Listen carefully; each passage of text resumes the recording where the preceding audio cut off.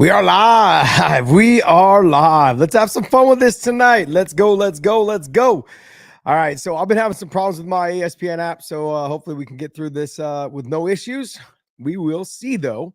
And looking forward to it, man. This can be a good night. So good fights, man. You got Vicente Luque, Kevin Holland, Mario Batista versus Patchy Mix making his debut. Kevin Gastelum, the dog, man. The Roberto Duran and against Joe Pyfer, and you got Juliana Pena versus Kayla Harrison. And of course, the main event, Marab versus Sugar Sean O'Malley. So that should be good, man. We're gonna have a good night of fights, and let's have some fun with this, man. Let's go ahead and if you guys have any questions, you guys want to go ahead and rip some off, go ahead and let me know.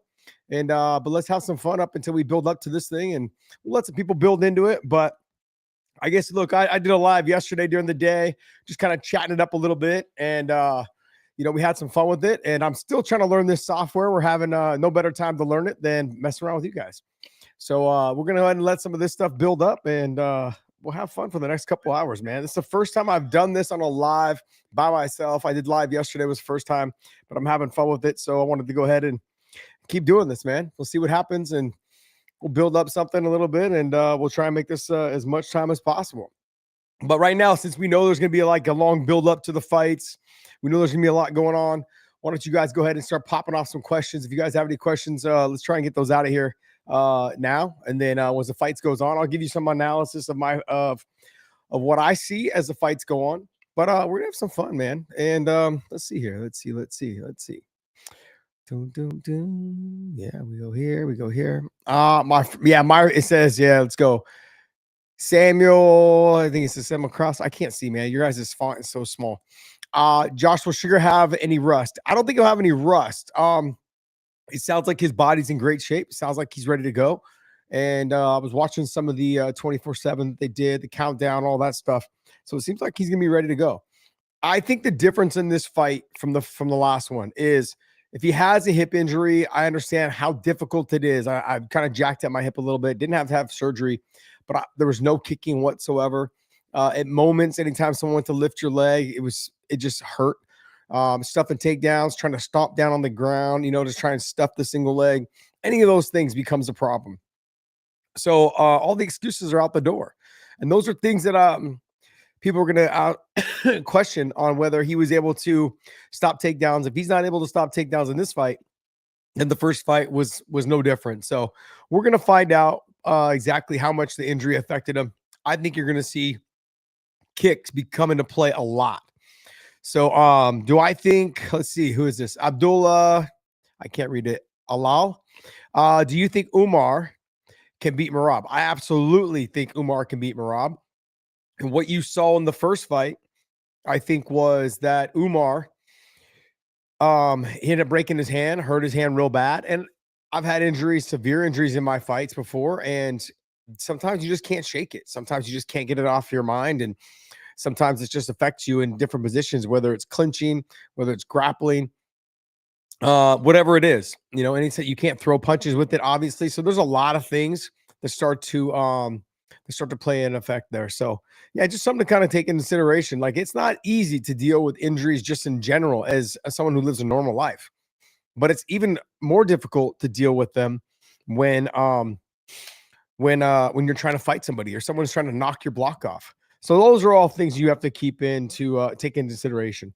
All right, let's go ahead and let's see what we can do about getting this app to fire on all cylinders. But let me see. Dun, dun, dun. Yeah, this was one of those things where the app was acting up quite a bit. For some reason, I kept losing the sound to it all. So there was no sound, and then the sound would kick back on, and then it would glitch. So I don't know. We're gonna find out, man. We're gonna find out how if this thing is gonna be working. We're gonna be able to do it. Do. By here. So hopefully it works out. Says. Yeah.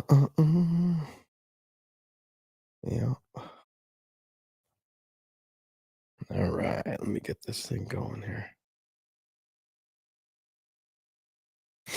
There we go. So got Marab walking out right now. Give him a little entrance into the arena. I'll try to line you guys up when we get some time frames on the fight on, when.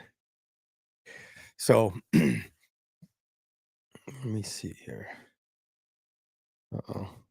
Lost it again. Anyways, hey, let's go ahead and get some questions in though, and I'll answer some questions while we get moving here. Says Kayla with that extra large Pringle can. I don't know what that means. Yeah, there's too much sugar in the tank. I think Josh, will sugar have any rust? I don't think so. I think there's gonna be a lot of things. I think there's gonna be a lot of things to take into consideration when you're watching these guys fight tonight. Can Sean O'Malley keep the lateral movement going? Can he continue to stuff his takedowns, Marab's takedowns? Will he be able to do that for a long duration, a long period of time? That's going to be one of the biggest questions, man. Those are not easy questions to deal with because you don't know how much that had an effect on him. So, anyways, we're going to find that out and go from there. Let me see. Sorry, guys. For some reason, it's not picking up on this thing. So we will play it by ear. It just flicked on. I don't know what's going on with the app tonight. I don't normally have this many problems with it. Normally it's just the sound issue or like it gets a little glitchy and stops quite a bit, but I don't normally get like it's literally just not coming on. So here we go. And I know this is Luke Thomas is constantly talking about like how he's always having problems with his app. I don't normally have problems with my app. So that's one thing that I can honestly say. I'm like, okay, look, I don't normally have problems with it. And so let me see here. I'm trying to get it pulled up. I think we are good to go. There we go. Oh, whoops. Yeah. Get it up.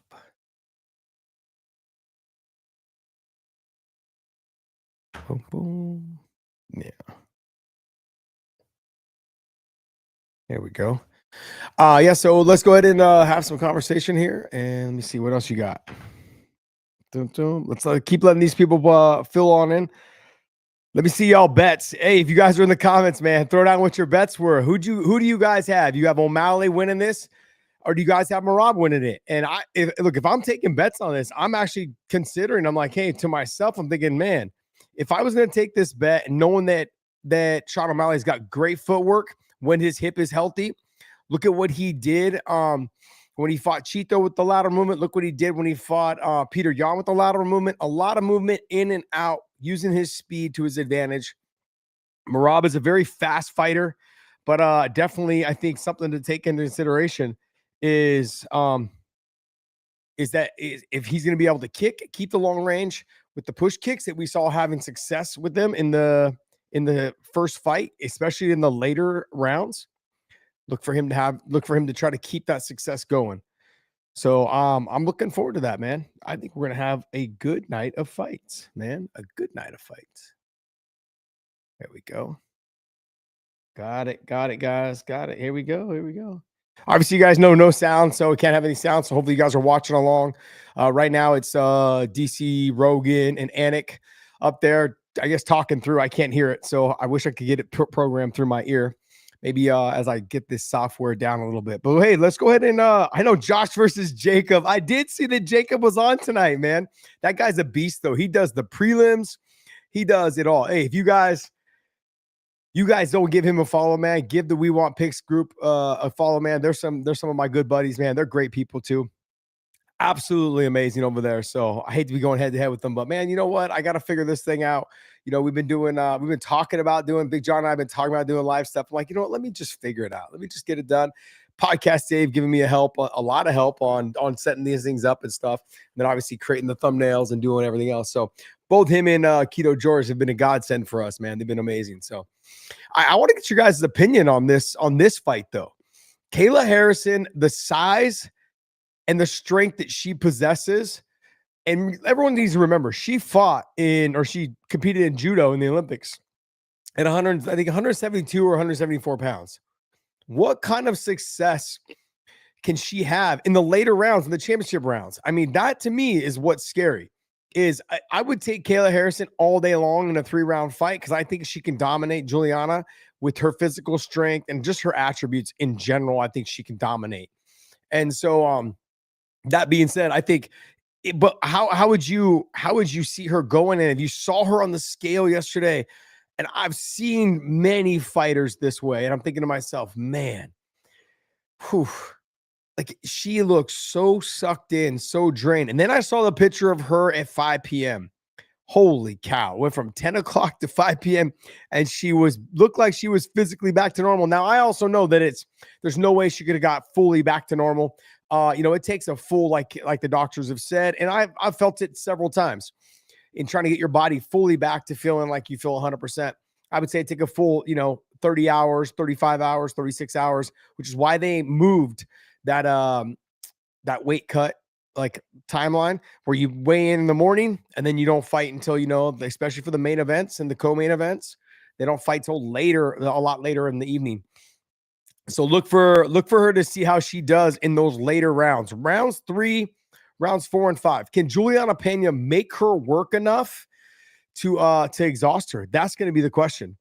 So big rig, Josh versus Jacob, man. Poor Jacob, bro. I mean, like I know he's got a big following, especially on these nights. He guns through like the prelims, the everything, and he's talking and breaking down his bets and what he had and what he picked. But man, he's a stud. He's an absolute stud when it comes to all that stuff. This is me just trying to, get on here, have some fun with with all of our supporters and our page. So let me see here. We got David Dean, Holland, Patchy, Pyfer, Kayla, and Sugar. Ooh, that's a good pick. I'm gonna go with Holland as well. I'm gonna go with Patchy for sure. Pyfer, I'm gonna go with as well. Kayla, and I am gonna go with Sugar. Man, I think David Dean, you got a good pick, man.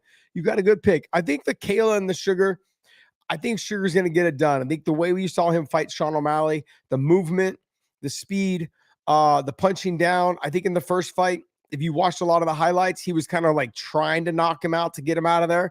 I don't think he needs to try to knock him out. All he's got to do is stick and move and stay on the outside, make Merab pressure. What he's got to do, though, too, is make sure that he doesn't create so much movement that he gets himself tired in rounds 4 and 5. But I think Sugar's got a great gas tank, and look for him to continue his his kind of like comeback, I guess you could say. Like, I wouldn't even call it like a comeback. I know he lost the title, but just coming back from injury. There's a lot to be said there. So it's just there's a lot going on where you just need to mentally prepare yourself. Like, will my hip hold up? That's one. Sure, it's held up in training, but the training camp doesn't matter how hard you train.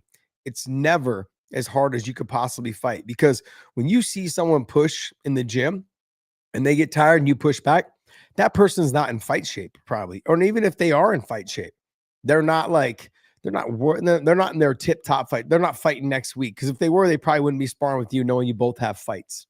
So it's very rarely that you guys both spar with each other knowing you both have fights coming up, because your opponents are probably different. So let's go ahead and kick this thing off, man. You got Vicente Luque versus Kevin Holland. Drop your bets down below. Okay, everyone in here, pick who are you guys taking in this fight? Who do you guys think is going to get this done? I think we're going to see the Kevin Holland that dominated his last fight. I think you're going to see a smart Kevin Holland. I think somebody who just fights composed and understands what's at stake. I think the UFC sat him down and said, hey, man, we've paid you a lot of money. We put a lot of money into you. We want you to have success, but you've got to start taking this a little bit more serious. We love the antics. We love all those things, but winning is more important than all of that stuff for right now. We got to get you back on track. So I think for him, this is a big fight for him. Kind of see where he's at. I think he gets it done. Luque's just, I don't know. It just doesn't seem like he's had the drive and the push, and he seems like he's slowed down just a tiny bit. Now, I do know that obviously he's somebody that is dangerous everywhere. He's got good hands, and he's obviously got a really good Darce and Anaconda and guillotine in those positions. But Kevin Holland, just his body style is difficult to deal with. That tall, long, lanky, as I like to say. For those of you guys, I want to say I started saying tall, long, and lanky when it was the Sammy and the Punk podcast way back when. So for some of you guys that you guys probably had bought these shirts or know these shirts. So these are old school shirts. You guys been following us since the beginning of the podcast, the original podcast that I started the show with. So or this channel with, I should say. Patchy going from Bellator to the live in front of POTUS. That's pretty dope, right? I mean, let's talk about that a little bit. Let's talk about POTUS. Let's just real quick. Let's not make this political. Let's just talk about how kind of cool it is that we have a president that comes to our events. You know, whether you like him or not, it's kind of cool that you have a president that comes to your events. Like your live event. Now, like they would go, you know, to other sporting events and make their presence there, whether it was baseball, whatever it is, you know, but this is not something you would see a president at. And the fact that we have one that comes to our events, I think it's pretty cool. And I would say the same exact thing if he was a Democrat. I would say the same exact thing if he was an independent. I would say it's pretty damn cool. So I think for the fighters, it's an experience. Look, NC2A champs, they get to go to the White House and meet the president. Doesn't matter which president. And almost all of them go because they want to meet the president. They want to have that picture with the president and whoever else that they can run into in the hallways of the White House, try and get photos with and be able to get up in front of, you know, a group of people there in the media and give a speech and just talk about whatever it is, their journey to winning a national championship, winning a World Series or winning a Super Bowl. And so I think it's pretty cool, man, that he comes to the events. The fighters get an opportunity to shake his hand. They get an opportunity to perform in front of him. And, you know, and it's something that I think it's fantastic. So everything else aside, man, I think it's a wonderful, I think it's wonderful. But yeah, go ahead and drop some questions before we kick off this first fight. I think Gastelum versus Pyfer may be the best fight on the main card. Okay. The only reason why I say it could be a slugfest. But can Gastelum's chin hold up against somebody like a Pyfer? Pyfer's got big power. If you saw them at the weigh-ins yesterday, physically, he's just a lot bigger guy. Just cuts a massive amount of weight. And we all know with Kelvin Gastelum, he's a tweener. He's a guy who should be at 170, but he loves tacos too much. He's just the taco guy. And I'm not going to discredit him for that. He's the taco guy. I'm half Mexican. I'm more Native American than I am Mexican, but I'm a taco guy though too. So I think more of that, please. More of that, please.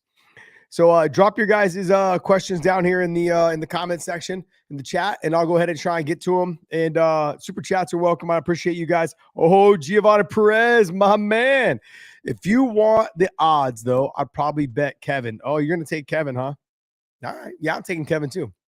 So I think Kevin's going to fight a smart fight. I think, you know, the miles, I think, are starting to add up on Vicente. Now, it will be a good fight if it will be an interesting fight if Kevin fights wild and crazy and kind of like just carefree again and starts to showboat, or if he goes out there and takes the fight serious. I think he's a dangerous cat, man. So Taco LMAF. That was great. What else? Let me see here. What else you guys got? You guys got any more questions? Go ahead and top them out before this fight kicks off so we can go ahead and get some out.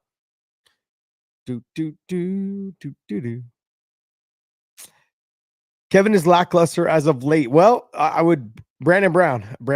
I would agree with you before that, but his last fight was not lackluster. It was a pretty good fight, man. He had a great performance. Not bad. I love seeing Shalom Ribeiro right there, you know, basically doing the reffing, looks like he might be doing some judging. I love seeing that. I love seeing former fighters have an opportunity to do that. That's something that I'll probably potentially do later on once my kids are a little bit older and they're, you know, kind of, you know, consuming their lives with other things.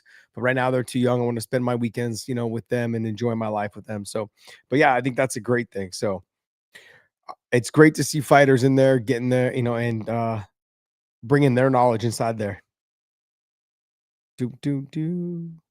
Kevin all night long, Daryl Sargent. All right, let's see. Says Sweet Pete MMA bets the spread in the Vicente. Still plus money on all needs to do it with one round. He probably wins anyways. Ooh, I don't know about that. I don't know about one round. Oh, what's up, brother? Thanks for streaming. 305 chunks. I appreciate you, man. Hey, look, I'm going to try to do this more often, especially for the pay-per-views.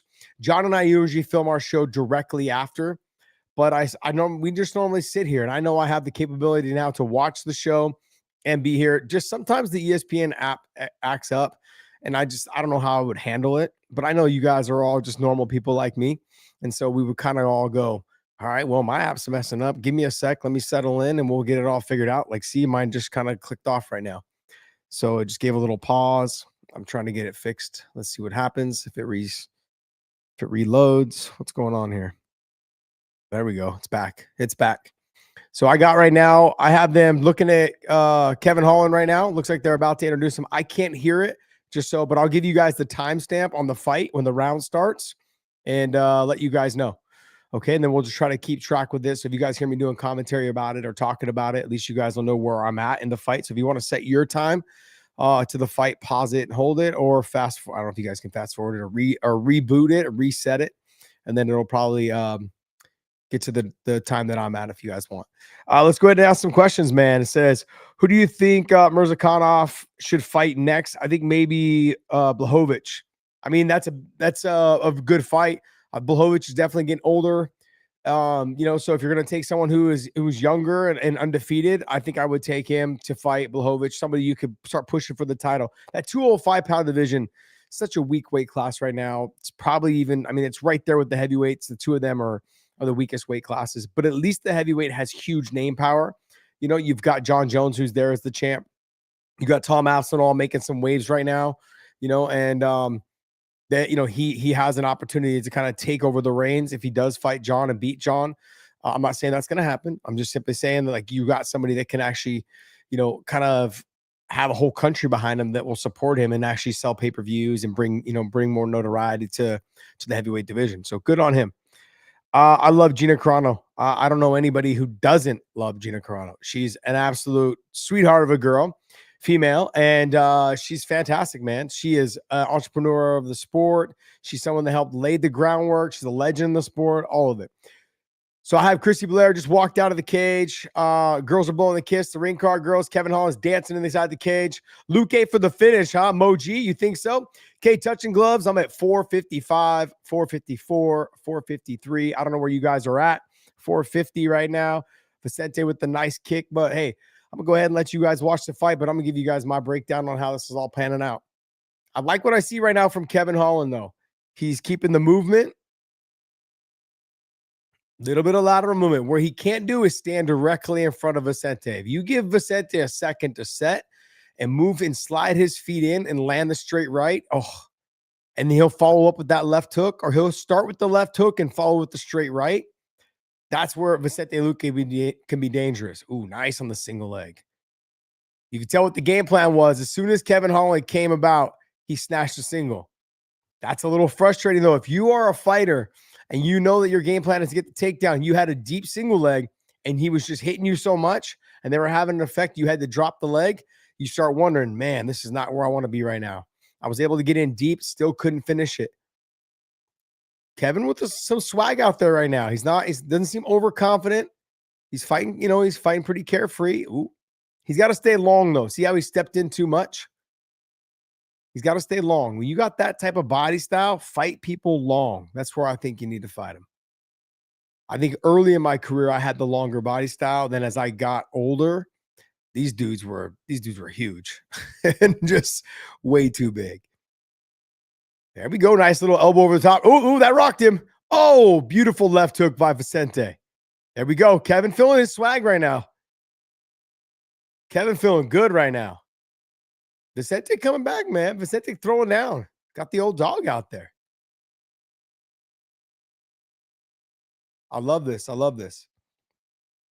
Kevin, Josh does great job communication. What's going on? What's up, man? How you guys doing? I'm going to keep touching with you guys, but I want to make sure each round that I get an opportunity to kind of break down what I'm seeing for you guys. I can't watch it with sound because we'll get hit with a trademark thing or a copyright thing. Nice elbow, though. They're showing the replay on the elbow. Ooh, Kevin with a beautiful elbow. Kevin's just got to fight smart. Well, what I've seen from Vicente is he does tend to slow down in rounds 2 and 3. I think this is a good opportunity for Kevin. He's just got to make sure he doesn't get caught early in the fight, and he starts pushing the pace and the tempo on the fight.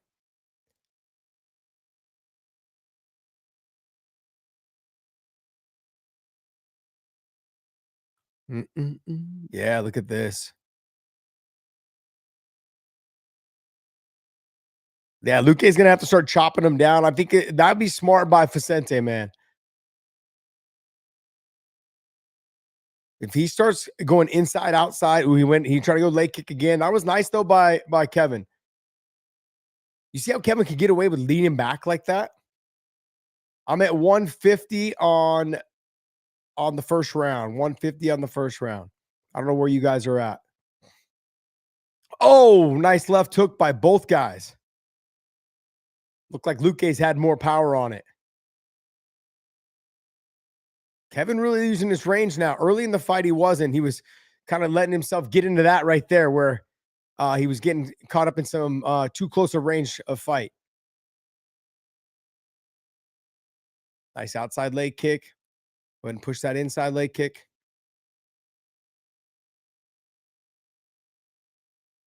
Yeah, I'm at 110. 110. Yeah. There's always, I don't know. If you guys want to hold and pause and follow me, that'd be great. If not, then hey, cool. Just kind of keep watching and we'll just talk about it in between rounds. You guys can pop some questions off in between rounds. Yeah, because I'm at 56 right now, 52, 51. Yeah, so I'm right in there. So I'm about 45 seconds ahead of me. Oh, sorry, guys. I can't. You guys, no. You guys are great, man. Now, my ESPN's been acting up all night. Kevin with some good stuff. Yeah, if you guys want to sync up with me, that's great. If not, cool. You guys can just be ahead of me. Yeah, I would say Vicente won the round. He landed the harder, more powerful shots. Definitely. If you guys have questions in between rounds, go ahead and hit me up, man. Let me know.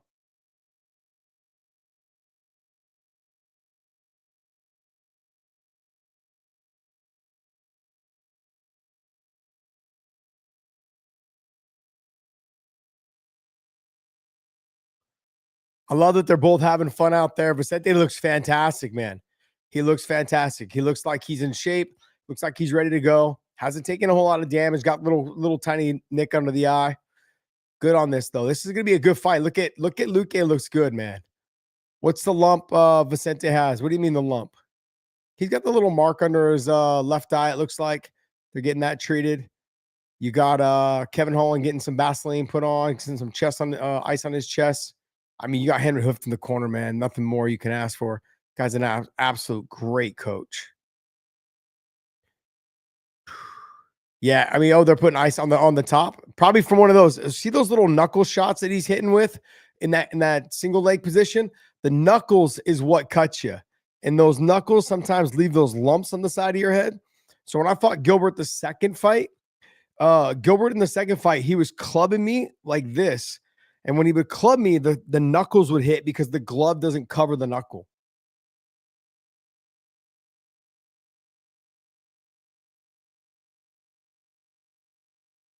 Here we go.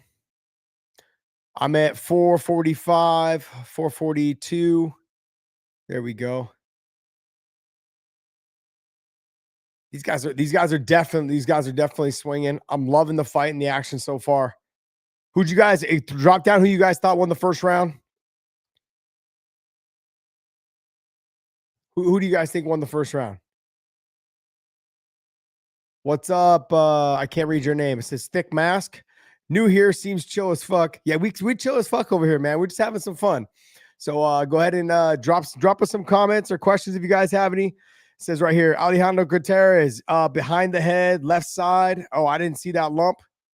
Nice. Look, here it is. Here it is. He's hitting his choke. He loves this position. His body style is too dangerous for this. Oh, no. Oh, Kevin Holland with a great submission. Man, and everybody was telling me it was going to be the other way around. Vicente hitting that choke, that Darce or that Anaconda. Look at this guy. Jumps down, gives Sean Shelby the love. Love it, man. I think we're seeing the reinvigorated Kevin Holland. Look, he's going to make his way on down. Make his way on down to Rogan, make his way on down to Dana, obviously, and of course, Trump. Yeah, it's great. Great performance, though. Kevin Holland looked good. First round, had to get the jitters out a little bit. Dealing with someone like a veteran like Vicente. Great job, man. Great job. So, told you second round tap. Wait, Stan Jones, didn't you say it was the other way? Didn't you say it was going to be a tap the other way? Or did you says the I left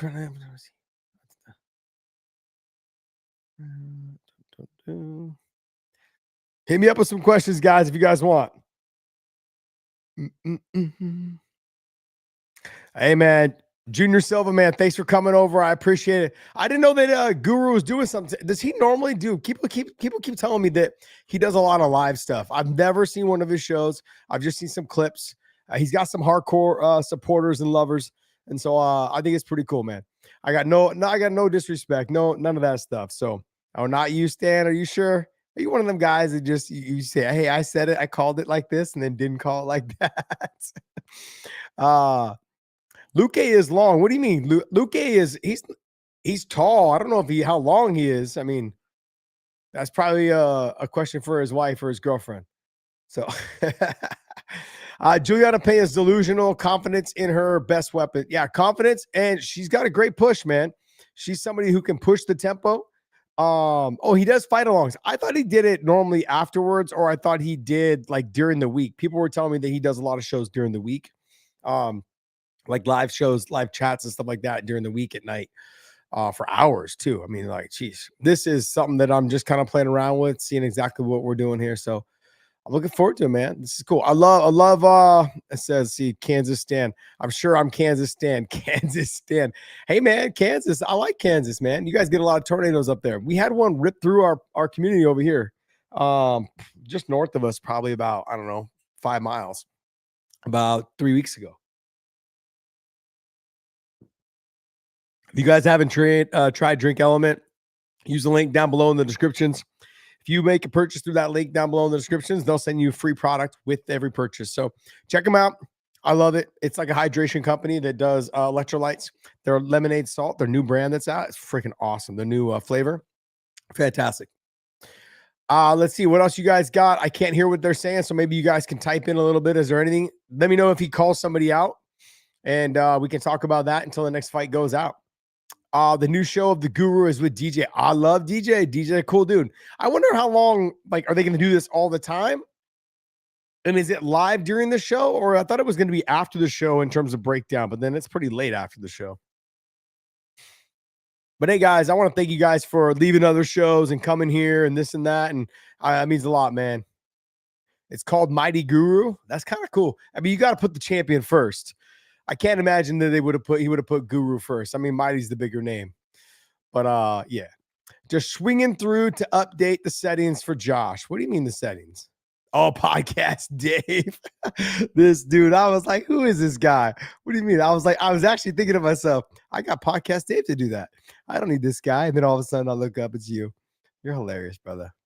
Hey man, none of this would be possible without podcast Dave. He gave me a full walkthrough on all this. I got to tip my hat to him, man. He's one of my best friends. So, I mean, I was the best man in his wedding. Just I want to, just like, dust shoulders off a little bit. But hey, we had yeah. It says here, what else we got? Yeah, it's humid here. A lot of rain lately. It was so humid today. We were at my son's lacrosse tournament. And it was, man, it was extremely humid. People were we had the fans with the misters and everything like that. Still it was crazy. He wants Colby. That's a smart fight for him. A really smart fight for him. Colby's never going to fight him, though. I mean, I understand the call out. I love the call out. I think it's a fantastic call out. But he'll never fight him. He'll never fight him. So, but I think he's, I think it's that's a great call out. Colby's just been sitting on the sidelines, probably not getting any better in between. I heart you too. Yeah, I like how you sent me a blue heart, Dave, like a little blue heart like that. I think that's how you do it. Oh, whoops, this way. Holland called out Kobe. Oh, there she is. Do you guys think she's a dime piece? What do you guys think? You think Ivanka's a dime piece? Is she like a 7? Is she a dime? What is she? Give me what your thoughts are on that. Oh, this dude, that guy right there, man. He is a stud. And there's another one. There's Frankie's boys. That's Frankie Edgar's kids right there on the right side. Love Sean Brady, man. One of my favorite guys. We've had him on the pod before, so John's probably at home watching the fights. John has a hard time multitasking. Like, he can't do 2 things at once. So, like, he can't, like, watch the fights and talk the fights. So I'm trying to figure it out as we go. Kobe even fighting on a card is very rare. Oh, you say okay? So you say she's an 8.5. Junior Silva says that Ivanka's an 8.5. You got it's a basic bites. 7.5. Who else we got? Holland versus Randy Brown. That'd be a good fight. That'd be a good fight. I got Holland winning that fight. I think Holland's fought the better, tougher competition, higher level competition. He's knocked out Jacare Silva. He just choked out Vicente Luque. Not that Randy Brown's not a good fighter, man. I think he's a fantastic fighter. She's converted Jewish bacon. Bacon, yes, bacon does matter in life. Yeah, I can't. Honestly, I don't eat a lot of pork, but bacon does matter. When you're having breakfast, you realize how much bacon matters. And now that I started doing these, like, I'll do bacon like the thick bacon, more pork belly, but I'll do like a thick bacon, and I'll glaze it with like a honey and pepper and like a cracked pepper that you see kind of in the restaurants. But I've got it down now, so I'll layer it with brown sugar. Let it cook and simmer a little bit, and then I'll top it off with honey, and then I'll put some cracked pepper over it. Oh, man, my kids chew it up, man. Every time I have guests over the house, we have people over, I'll make quite a bit of it. So it's just pretty funny. Mark Kerr, man, Mark Kerr. Oof. If any of you guys had an opportunity to watch him fight, he was just a freaking animal, just an animal, just freakishly, man. 9 before. Let's see. Here we go. Where we are. Bacon is the greatest. I would agree with you, Mr. Lambo and Lemons. Giovanni Perez. Yes, yeah. We all love bacon, my man. We all love bacon. All right, let's go ahead and talk, man. What's the next fight on this card? You guys pop me off. What's the next fight? I'm not managing both things at once very well. Let me see here. Here we go. Oh, we got Kelvin Gastelum. Nope, we got Batista and Mitch. Patchy mix versus Batista. You got, yes. Did they just basically say, yep, Hall of Fame? Makes sense. Got the movie made after him. He's looking a lot better.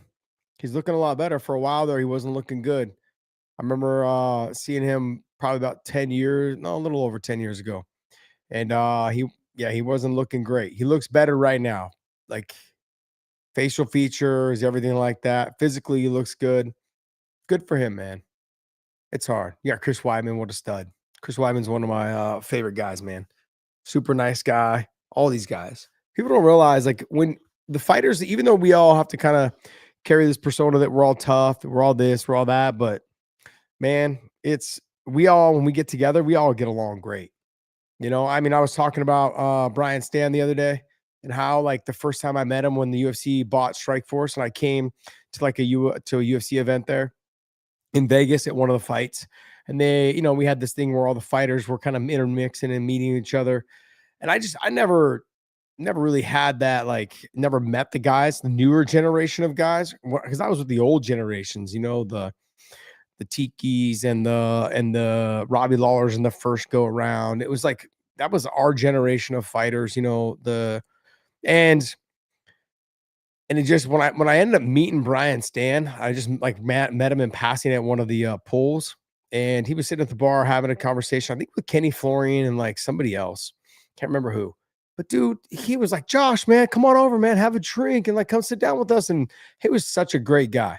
And then I've crossed paths with him a bunch of other times since then, obviously. But he's a fantastic person. And the fighters themselves are just great people. You get a couple jerks here and there, but overall, what you guys see, like, people, we all get along. Majority of us all get along. And I probably made more enemies now because of this podcast than I ever had when I was fighting. Because, like, if you say one wrong thing, I'll give you an example. Like, it's funny. I don't know what happened, but Big John we were trying to get Kayla Harrison on probably about, I don't know, a month ago. When her fight, maybe even longer than that, when her fight was announced, we said, hey, we'll try and get it on about 6 weeks out. We'd like to have you on. I guess apparently she blocked John. So it must have been something John said about her and her fight against Holly Holm or her fight against Caitlin Vieira. But something was said, because all of a sudden she's not taking any calls from Big John. So I don't know what happened. But like I said, podcast, man, they can do it. They can like you one minute and hate you the next. So it sucks. But it's hard. Like, I got a lot of support for Patchy Mix.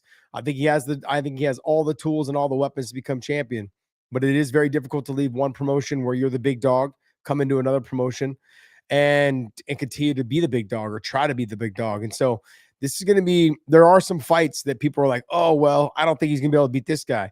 Sean O'Malley to me is probably one of the toughest fights for Patchy Mix. One of the toughest. And I think guys like Marab fall right into what he does best, which is the submission game. And so those are the things, like styles make matchups. We've talked about it plenty of times. Those are the kind of fights that I think are very interesting. I think Umar is a very tough fight for him as well because of the takedown defense, the ability to scramble, and be able to, strike long range, get in, get out. But obviously with Mix, he's very tough. He's tough. He's just tough. He can take a shot, he can give a shot, but on top of all that, like, you cannot afford to make one mistake with him on the ground. And even on the feet, once you get in the clinch, he finds his way to the back, or he finds his way to your neck, or your arming guillotine, or Darce, or anaconda, or Japanese necktie. He finds his way to those positions. And when he does that, it's just like, oh, because his body length and his reach and his range, all of those things are a problem. And the reason why they're a problem is because his body can do the things that normal people's body can't do. Like Batista can't do half the things that he can do on the ground because he can lock it up so fast. We just saw that with Kevin Holland. Kevin Holland is somebody who, once he got to the front headlock, he went right to the anaconda and it was locked in, it was loaded, it was done.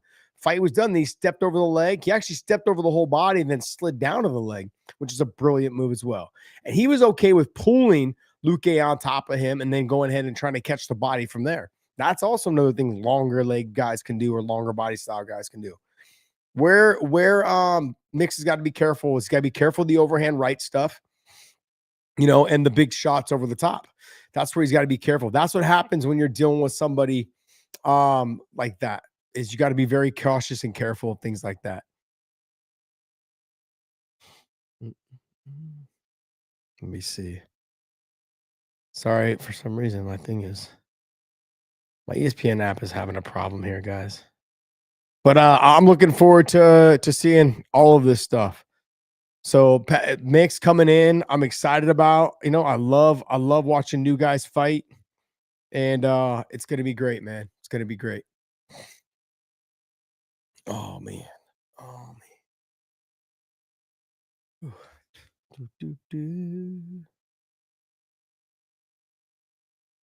Go.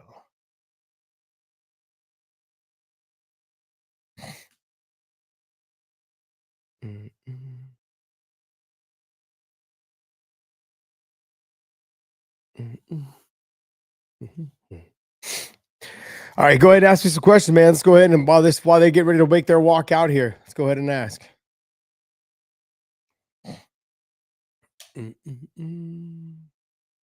What do you guys got? Would I ever collab with Guru? Yeah, I mean, look, he's made it clear that he used to be a fan, or is still a fan of the show. I know he's had some things to say about us and stuff. Things like that don't bother me, man. People do a lot of things for reaction.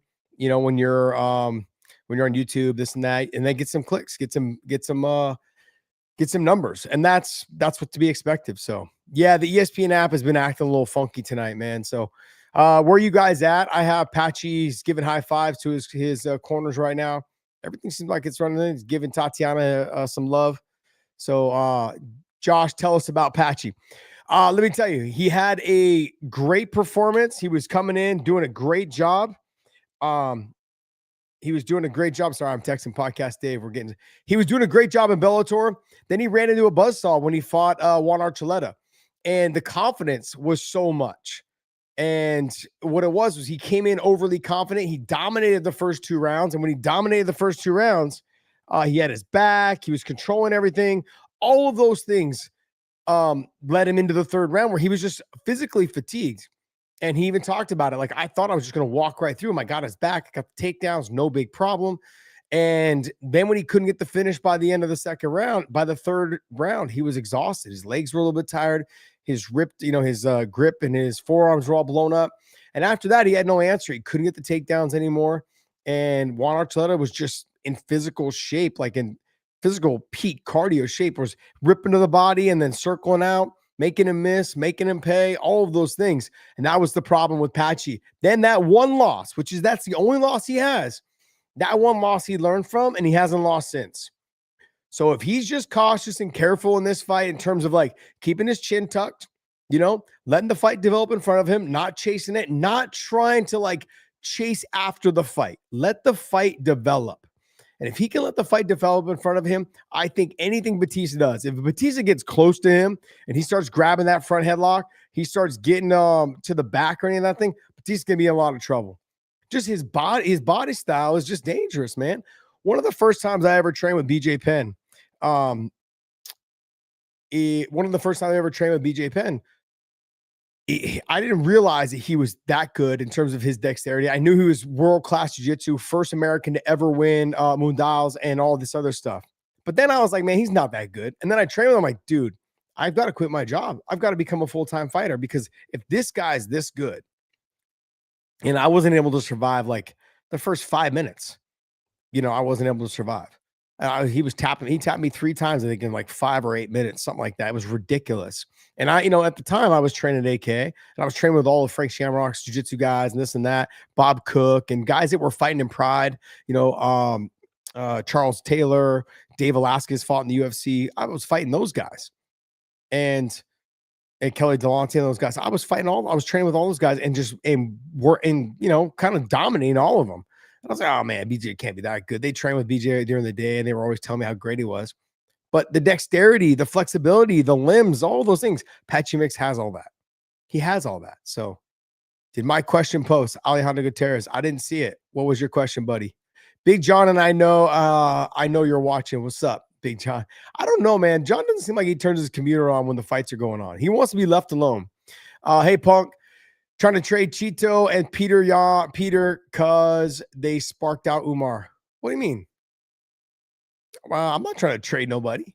I don't think you should. I think Peter Yan and Umar, that's probably the fight to make, man. That's a great fight. I mean, you have 2 guys that can wrestle, 2 guys that like to stand. The submission, I would probably go more so towards the submission. I'd probably go more towards Umar having the submission advantage. The wrestling advantage, it was slightly to Umar, but not by much. And on the feet, the boxing goes to Peter for sure. The takedown defense of Peter is fantastic. And I don't know. I think it would be just a really damn good fight. A really damn good fight. Let me see here. They're walking out. Or not walking out. Buffer's interviewing. There's Patchy right there.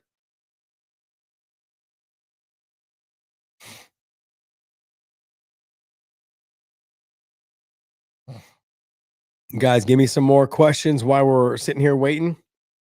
What else we got? Yeah, so hey, I have a question. Ethan Bradshaw, you said prayers for Ben Askren. Ben Askren's the absolute stud. I trained with him a bunch of times over at AKA when he came out. What happened? Someone said he got a really bad staph infection, huh?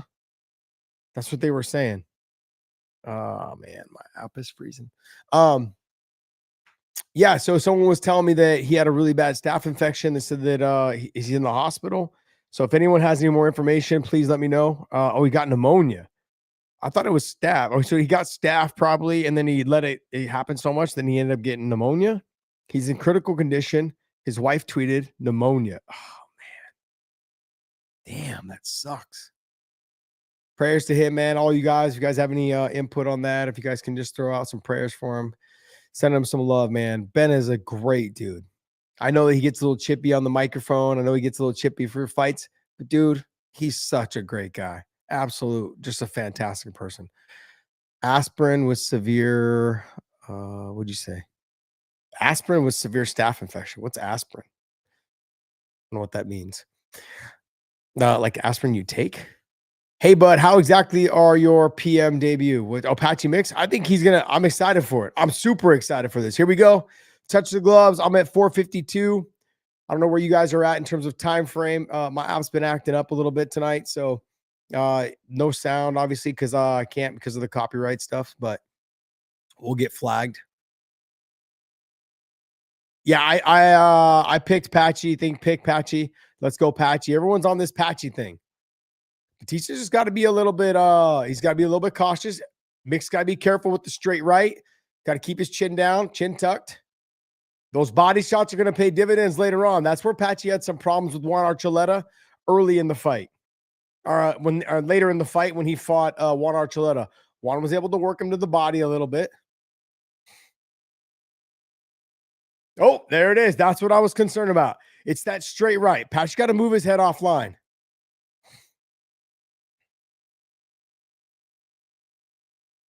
Yeah, we got to see these exchange. We got to see him get into this. And this is where you're going to see like who had the stand-up would be the problem, or is Batista, like people were like, oh, well, he didn't want to stand with Jose Aldo. Jose Aldo, nobody wants to stand with Jose Aldo. You know, I mean, Jose's already said he's 45 years old and people still don't want to stand with his ass. So I didn't blame Batista. It ended up being a boring fight. Yeah, he is. Pat, I would agree with you, Nasser, he is getting tagged too much. He's got to move his head. Right now, he's not moving his head offline. Look, there's a lot going on in his mind right now. It's the UFC. Got this guy in front of me. I'm the second fight on the pay-per-view. Like, there's a lot going on. So the adrenaline dump will be real. Hopefully he can, weather that a little bit. You'll see Batista start to slow down. The one thing with Patchy is that the submissions will still be there as the fight goes on. Ooh, big shot. Another one. It's the straight rights. Patchy really needs to get after it, though. He needs to get after it. He's letting Batista dictate the pace of this fight. He can't do that. Oh, he was waiting for Batista to drop a little bit. Patchy got to be careful of that. A big overhand right. I know. Take him into deep waters. And I mean, woo. Let's go. Let's go. Nice. I'm surprised there it is. Let's go. There it is. Okay. I was expecting him to shoot a little bit. That's what he can't be hanging out in this position here. Cannot afford to be hanging out here. There's that straight right again. And this, if you guys, I go back to my midweek show, I said, what scares me about Patchy Mix is that he's had so much success in the other promotion and being the champion. But what happens though, is that he's been out for a year, a little over a year, something like that, a year and a half. He's been out. No, it hasn't been a year. I think it's been less than a year because he fought Magomed.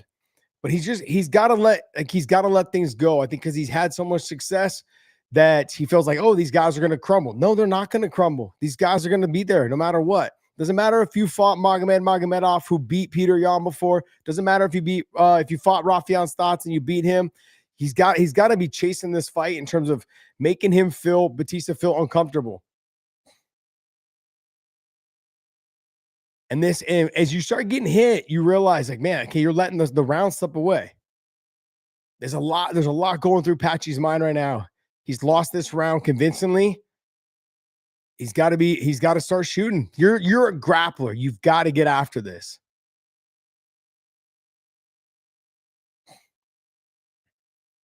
Yes. Got to push the pace. You got to push the pace. You can't let this fight happen like this. This is where Batista is going to make his living, just staying on the outside, throwing the straight punches. Got to work with him on on throwing this. This guy right here. JG1227. Patchy, who calm down, brother. Calm down. Calm down. Batista cooking him, though. He is. Come on. There, it's nice straight left. Also, too, with Patchy, like you've got to think tears. There you go. Get in there. Get the takedown. Get in there. Get something. You've got to make it happen before the end of this round. We saw Batista will be there in the rounds 3 and 4, or 2 and 3, I mean. I'm surprised. That's more of it. That's more of what we're looking for. Man, someone got to get Patchy like someone to give him a stretch. Because, something going on. Yeah, you can't, like, when you guys are willing just to keep throwing, you've got to get after it. Definitely not a good round. Definitely not a good first round for Patchy Mix. He's waiting on Batista. I think the moment got to him a little bit. And hopefully he gets a good conversation piece going on right now. Coaches in the corner telling him, get it together. Let's get going. I mean, but his head is so upright, chin a little bit high, but I mean, it's not even so much the chin being high. It's just a matter of basically he just got to get it off. So I got people talking smack to me right now because, oh, you said Patchy was going to win. You said I was leaning toward, I'm obviously thinking Patchy was going to win, but I thought he would also get takedowns. I thought he would get into these exchanges. You can't afford to let these guys go. If you guys go back and watch the Juan Archuleta fight, this is a very similar fight in terms of Juan was throwing like in bunches. If you throw in bunches is where Patchy was having a hard time with it. In this fight, Batista's throwing 2s and 3s, which surprises me as well because you obviously when you throw more than 2, you start leaving yourself open to get taken down because you get carried away in throwing the takedowns. He's got to be aggressive though on these takedowns. I think Patchy does. He's got to make it a fight. Try to catch him in transition with your grappling ability. You can't let the round slip away because it's going to be too hard to get the finish in round 3. You're slippery, you're sweaty. I know you have the ability to do it, but you got to win this round if you want to have a chance to win the fight in the 3rd. Because winning the fight on the feet is not going to get it done. It's just not going to happen. And I want to go in like this whole thing. Yeah, this is giving a blueprint on how to beat him too. And I don't want to take anything away because like what happens is you had Eddie Alvarez came in and fought Cowboy Cerrone, and then he still came back and became champion. So it was almost like an eye-opening experience. But Patchy's got to make it happen. You can't afford to be here. See how he's just standing in one spot, thinking that Batista's going to be able to just stand right there and trade with him or let him get to the clinch. You got to make it happen. This should, like, you have the best, like I said, you have the best grappler to me in the sport of MMA, and he's just not trying to get to the clinch. You're letting him get off. You're letting the fight happen in front of you. It's if you're a coach, right? I can't imagine his coaches are like, "Hey, this is what we're doing." No, this is not what we're doing. You're the best grappler in the ground in the sport. There we go. They see, and then just keep coming. Keep coming. Go right into a shot. Yeah. I mean, whew. Not good. We're at 3 minutes. He's got to win the rest of this round. Right now I got him. He's slightly behind in this round. Batista's more active and landing the harder, cleaner shots. And until you really decide to go, damn, got to utilize that. You got to utilize that length, man, that reach, and get busy. Get busy. Press him. But then you've taken so much. Like the problem is it's just like in a video game. The more shots you take, guess what? It's like that your energy level just starts going down. And it just feels like, man, I can't get off. I'm missing a little bit. That was good, but you got to commit to it. Come on.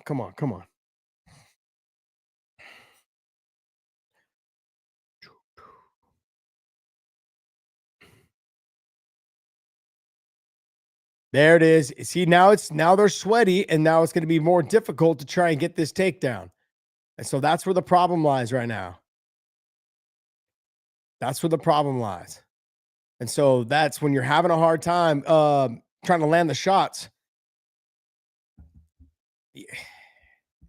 He's got to get a takedown. He's got to make this a dogfight. You got nothing to lose. A loss is a loss. Doesn't matter if you lose by decision, if you lose by knockout or a submission.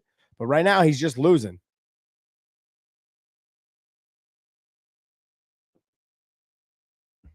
Batista, fantastic. Batista is right now fighting the perfect fight. Okay. I know I've been talking a lot about Patchy because as a coach, right, or a corner or an analyst, the only thing you can talk about is like, we've seen this guy fight like this before.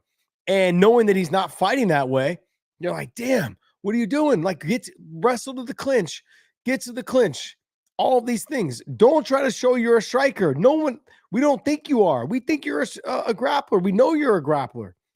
But Batista, man, he's fighting a smart fight right now. Smart one. See, he's ripping the body. Took a page out of Juan Archuleta's book. Through the combinations. Oh, Batista feeling good. Feeling light on his feet. Batista's doing a great job, man. Great job. He switched stance right there. You see, he was fighting. See, now he's fighting conventional, and he switched stance right before that. He was fighting southpaw. There he goes, fighting southpaw now. So what that does is that starts changing up the way Patchy thinks about how he wants to shoot. Now you're switching. Now you're back to conventional. Damn, Batista on fire right now. Just confusing Patchy right now in terms of on the feet. Ooh, big straight left.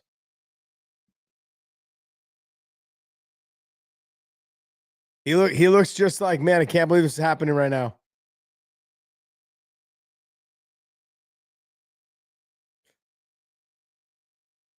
Corner's got to sit him down, have a conversation, get into his ear. He needs that. He needs the corner from Leon Edwards. Come on, Leon. You guys, you need that. Did the fight start? Jawahara? What do you mean, did the fight start? Yeah, fight's almost over, bro. Where you been? Yeah, right now Patchy needs to work on moving his head offline, landing the counter punches. Yes, this is very true. What was it? Someone just said, "Welcome to the UFC, Patchy." Yeah, it's very true. These are fights. He's not overrated. Ryan Simpson. That's what people said about Eddie Alvarez. Then he later became the UFC champ. Like I said, it's always difficult. Ooh, nice. That was a nice kick. It's always difficult to leave a promotion and go to another one.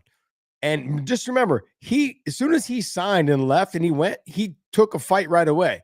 I mean, he got signed 3 weeks ago or 4 weeks ago, and he's already in the UFC inside the cage right now.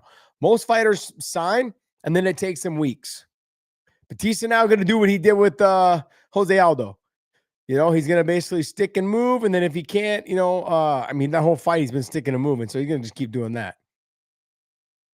Yeah, he is stiff as a board, but he should have been trying to get this takedown early when they were still dry. And yeah, this is it's shocking. Like, these are things that you're going to have to work on. And this is when I was talking about what I thought was going to be a problem for him. Guys like Sean O'Malley, guys that are just long range, got fast hands, all of these things. This is a tough fight for him. But I thought for sure he would have came out, just walked him down, tried to make him uncomfortable, and just wasn't able to do it, man. He's got to get in there and get the clinch. He's got 3 minutes. He's got 4 minutes to make something happen. 3.5 minutes to make something happen. Fair point. He took the fight on short notice. It is, but look, once you sign the fight, I'm sorry, it's all on you. I'm a huge Patchy Mix fan, man. I think he's a great kid. I like his work ethic. Taking the fight on short notice, though, but once you sign that contract, doesn't matter. You can't use that as an excuse. I just thought it was a little much, only based on the fact that you haven't fought in the UFC. Like, I give you respect because you're like, you know what, let's just pull the Band-Aid off. Let's go out there and just get it done. But this is tough. It's a learning lesson for him. Definitely a learning lesson. But like I said, he rattled off, I don't know how many wins against really tough competition after he lost to Juan Archuleta. So maybe this is what he needs, and just kind of a wake-up call, like, hey. And also, too, the inactivity. PFL hasn't fought him.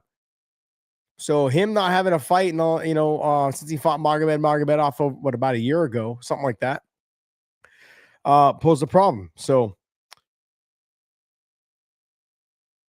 I'm going to get to your question, Azarium 88. I'm going to get to your question as soon as this round ends. Just want to let you know I didn't forget about you. Yes. Patchy, like, if I'm somebody, right? If I'm someone at Extreme Tour, or where Patchy's training, I'm getting him with a striking coach and just saying, hey, we're working on your flexibility, we're working on your body kicks, we're working on your push kick. You can't have a body style like this and not use a push kick that comes up the middle. Those push kicks right now would be so key for Batista. Every time he steps in with a straight left or the straight right, push kick up the middle. And then as you're reaching your range, start push kicking up to the face. All of those things. Batista, man, great cardio, pushing the pace, circling. This is not what you want to do. If you go back to the Juan Archuleta fight, this is what he was doing when he was getting frustrated, Patchy. He was sticking his arms up. just wanted to get in there and throw, just couldn't touch him because Juan was getting in and getting out. Yeah. Send him 2-3 rounds, Sean Strickland. See, 2-3 years, Sean Strickland, see what happens. Come out a stand-up guy. Nah.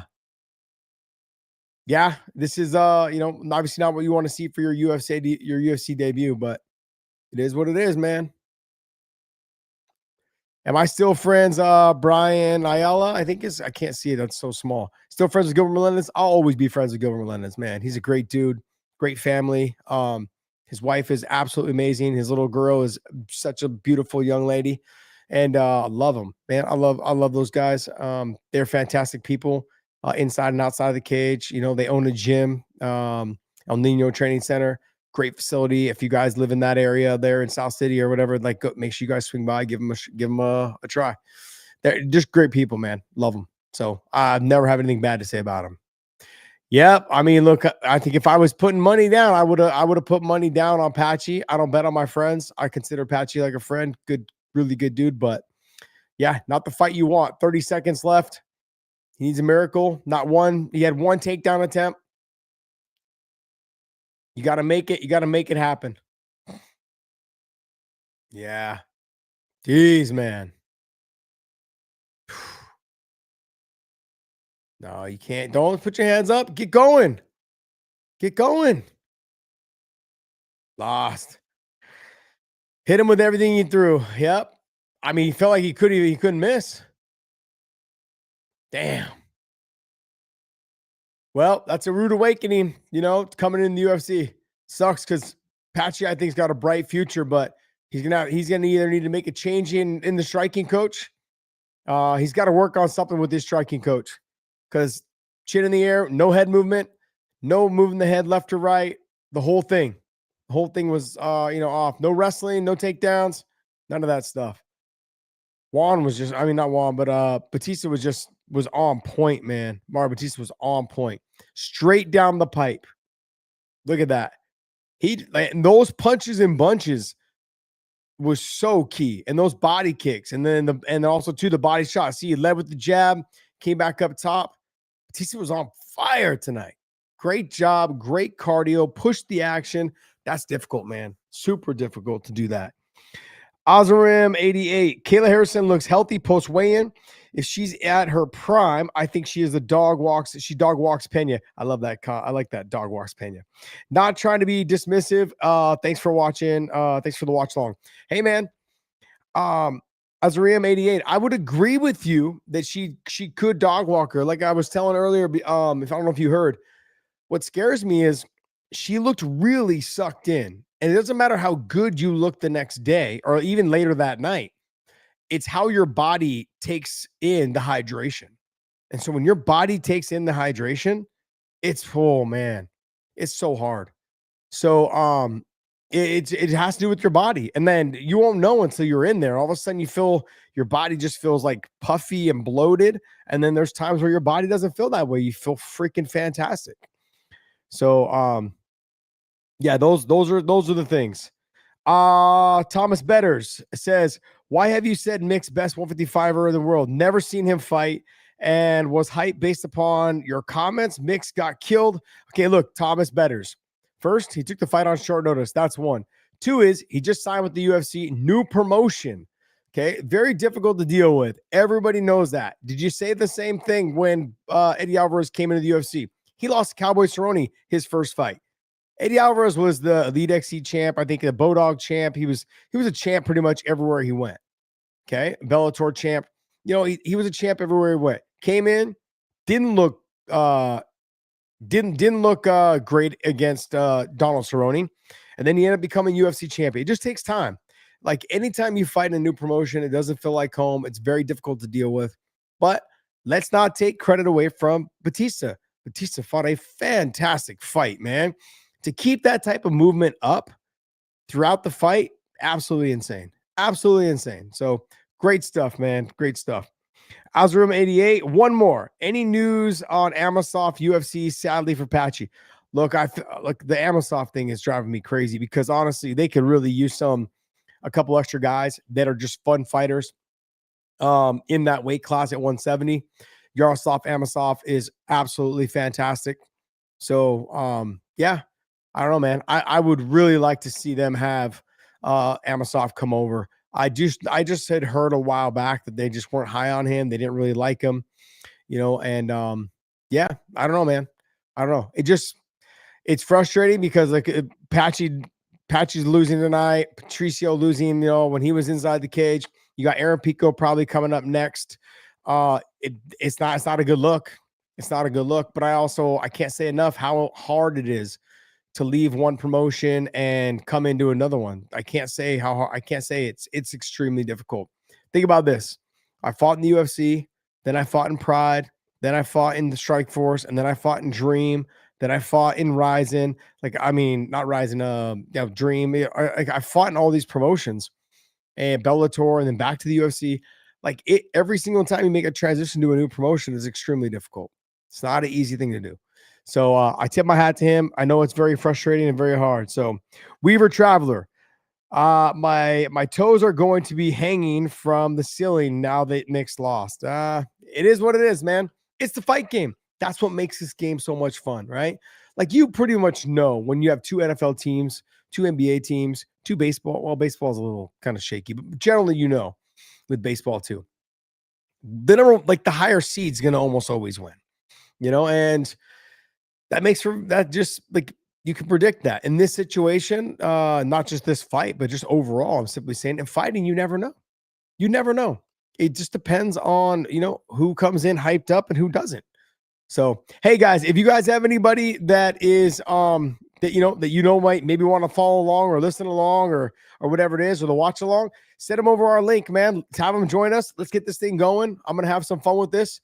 We have some big fights coming up, so let's have some fun with this, man. I'm excited for it. Here we go.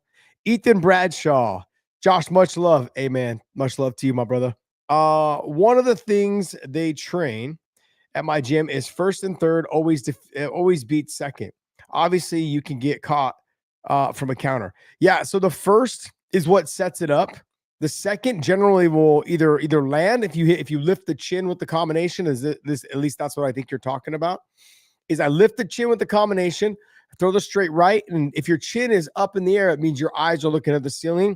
If I throw the straight right, the punch gets there fast enough before you put your head down to see the punch coming. So if I miss that, say I just hit the jab slightly and he's still able to kind of dodge my shot, then I can follow with the third, and the third should land because he doesn't see it coming because he's so focused on the straight right. So the first and the third can do the job, but you've got to go 3 and sometimes even 4 to get him out of there. And so, yeah, I would agree with you, man. That's exactly what it is. The first sets up the 2, and if the 2 doesn't land, then at least the 3 and the 4 have an opportunity to land. And if 3 lands, the 4 should get him out of there because you're turning the chin with the hook or whichever combination you decided, but I'm just using the 1, 2, 3, 4 combination. So that to me it's very true. Very true. Let's see. Yeah. So B Basic Bites. It says Eddie Alvarez was champ. Yep. I'm old though. I can't remember. Yeah, I'm old too, man. Josh, who fights next? Who's fighting next? What do you mean who's fighting next? Who is fighting next? Oh, let me see. Let's take a look at the card. Kelvin Gastelum versus Joe Pyfer. If you guys have any questions about that fight, let's talk about that fight a little bit. Sorry, guys, I'm going back and forth. I got Podcast Dave chatting me up too. Wow, Jess Flo. Man, why you got to be so aggressive? Bellator is garbage. Why you got to be so aggressive? I'm just wondering. That's like they have good fighters, and it's not easy coming over to a new arena. But I mean, just remember, Eddie Alvarez came from Bellator, became UFC champ.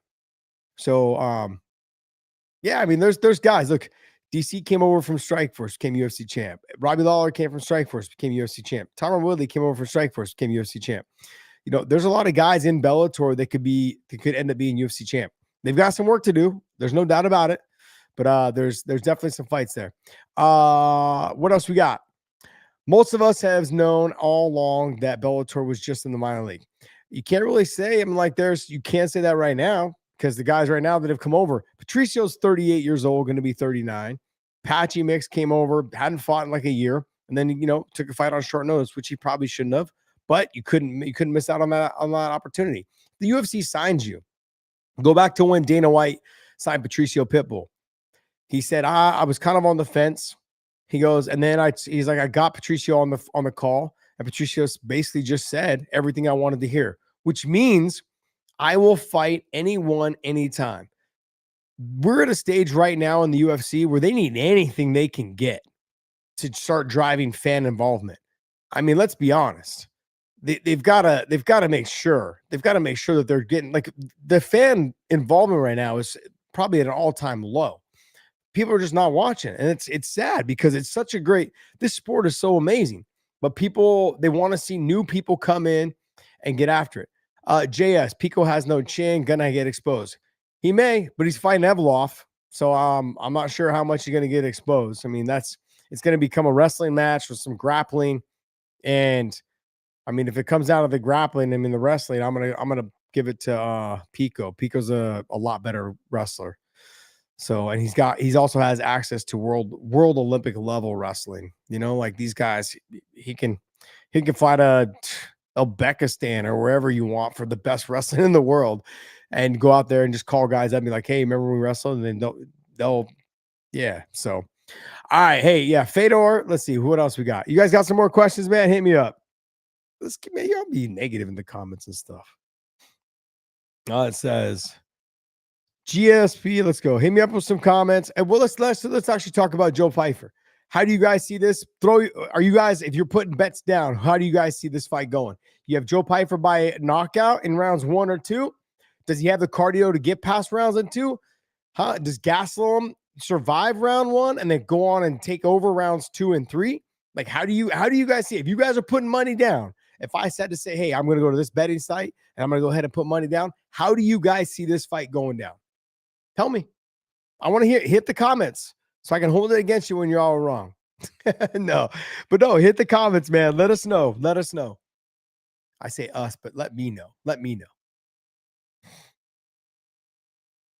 Ooh, says, let's see. Who's Big Joe? Eric Books. Who's Big Joe? Oh, Junior Silva Whiskey. JG12227, prayers for Ben Askren. Hey, man, definitely prayers for Ben Askren. You think Kelvin is too experienced? Phoenix, you think Kelvin's too experienced? I like that. I mean, I think, look, Kelvin's one of those guys that people they just always seem to look past. They always think that he's not the guy. Like, he's not the guy. But I think Joe Pyfer right now, you see the physical size difference between him and Kelvin Gastelum when they were doing the weigh-ins yesterday? And they did the face-off at the mock weigh-ins later in the afternoon. I was like, damn, he's almost a whole head taller than him. And physically, he just looks a lot bigger. Look at that guy. I feel like a Greek god. When I think of Spartans, like that's what I think of Spartans. This dude looks like a freaking Spartan. Well, I don't know. He's touching his nipples right now. That's a little strange to me. Anyways, do you remember the nipple thing that was going on for a while? I think it was Team Alpha Male that was doing it, right? Remember the nipple thing? They used to like twist their nipples. I don't know who it was. I think it was a Team Alpha Male thing. I think it is who it was. Am I right? So, Big Joe and Jim the Punk. I love, Penguin Arms. You're freaking hilarious. Quick question, Josh. Okay, 808 VWs. Quick question. Do you think primetime BJ would beat primetime Islam at 170 or 155? I think BJ would take him out either division, but in Hawaiian. But you're Hawaiian, so you are a little biased. But look, I really couldn't tell you, to be honest. They're just so unique in different ways. BJ didn't care whether he went to the ground against somebody like him. BJ's also been known, to not have the greatest cardio. He had moments at 155. If they were to fight at 155, I probably would have leaned a little bit more towards BJ, but I couldn't say 100%, just a tiny bit. And I don't know. And their styles are so different. Like BJ had big punching power. People don't realize how hard he hit. But Islam has the wrestling to stop and the wrestling to stop the jiu-jitsu. So, and Islam, the top control, all those things. I mean, no, maybe I go with Islam. I don't know. That's the thing. I put it as like a 50-50 fight. It kind of was whoever showed up that night and was able to get it done. Who had better prep going into the fight, all those things. Hey guys, drop your super chats before we go ahead and start this fight, and then I'll try and get them out. We'll do it while they're doing the introduction. Ethan Bradshaw, last one, just because I love this. I love you too, Ethan. Thanks for the $4.99. I appreciate you. Training with Alliance MMA, Jeremy Stevens is the scariest dude. Bro, I've trained with Jeremy. And I was trying to say this the other day. I actually saw Jeremy at the Baroka fight in Vegas probably about a couple months ago. I'll probably see him again here coming up. Absolutely just just a great guy. But I've trained with Jeremy. Everything I did with him, wrestling, grappling, like we were doing like some light sparring. Bro, it hurt when I hit him. Like his body, it just hurts to like make contact with. If my forearm hit his shoulder, like the muscle part, I was like, it hurt my forearm. Just there's guys that when you hit them and you grapple with them, everything hurts. And he's one of those guys. But man, Jeremy's a stud. Jeremy's an absolute stud, man. I love all the success he was having over in BKFC. Sucks they didn't give him a better deal and didn't try to have him around full time, sign him to a long-term deal. But hopefully we'll see him again, in the UFC. I know I heard it was a one-off signing because of Iowa, but man, he's such a great guy. Great guy. Azarim 88. Everyone shitting on Mix would lose to Pantoja in one. I love it.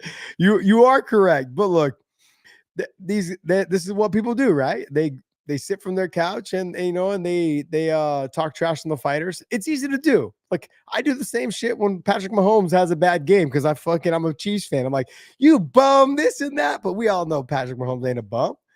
So every time one of my receivers drops the ball or someone fumbles, I'm like, and you miss a block, I'm like, you get paid millions to do this. What are you doing? Why do you suck? So I get it, man. No, Debbie, we are not calling Pantoja trash. No, we are not. We're just simply saying that Pantoja would walk through all the people on the couch in round one, by the way. He'd probably do, if we were to take Pantoja versus like 100 couch people, I'd like to see how that would go. He'd probably win. What's funny is look at that body. That's a taco body right there. That is a straight taco body.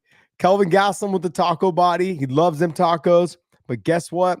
Man, one of my best performances ever came from me crushing like 12 tacos like the Saturday before I fought Gilbert the first time. Absolutely hilarious. I was nervous that I ate too much, this and that. Man, body ate it up. Felt great. Kelvin Gastelum fights better at 185 anyways. He's just not a big guy. So you got to deal. Look at Joe. Look at the size difference. Holy shit. Look at that. Look at that. Damn. Nothing against Calvin, man, but doesn't he kind of have a little bit of a SpongeBob body? He got a little bit of that SpongeBob body. Kind of like one you want to snuggle with. Man. I love me some Kelvin Gastelum, man. He's a dog. You guys got to go back and remember the Izzy fight. Just an absolute great fight. Great fight. Man, Kelvin Gastelum is a dog. Can Joe Pyfer if he gets into the second, third round, how will he look? Oh, that's the thing. No one can get past that. Holy. Does Kelvin Gastelum survive this? That's what came down to the first round. Can he survive the first round? Man, nothing scarier than a big ass ginger. Look at this guy. Holy man, Joe Pyfer is a scary man. Scary man. Kelvin's shaking off the cobwebs. Oh, he's winging it though. This is what scares me about Joe Pyfer is that he is somebody that he throws so much heat behind every single punch. He looks like he gets exhausted. Come on. Absolutely amazing. Let's go, Kelvin. Ooh, nice turn on that.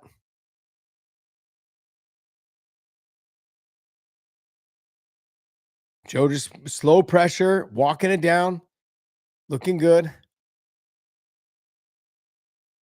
ESPN app getting a little glitchy right now.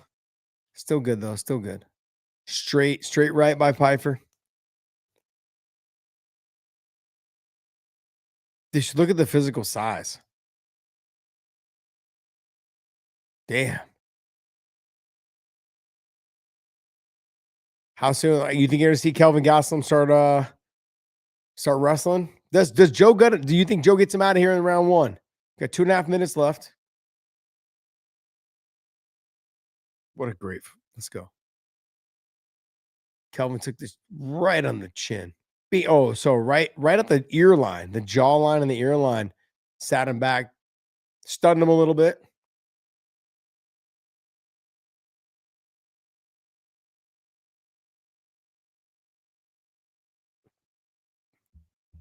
Will the experience start to take over as this fight carries on?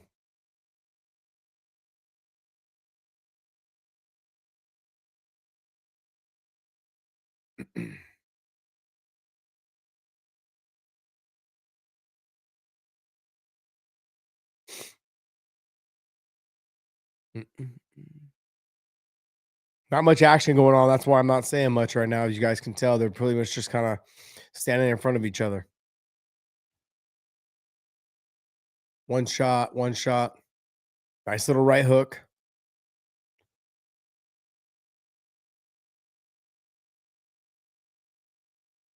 When you have a southpaw and a conventional fighter, they kind of play around with the front lead hand. You see it in boxing as well. Both of them trying to kind of get outside of that hand, putting their foot on the outside.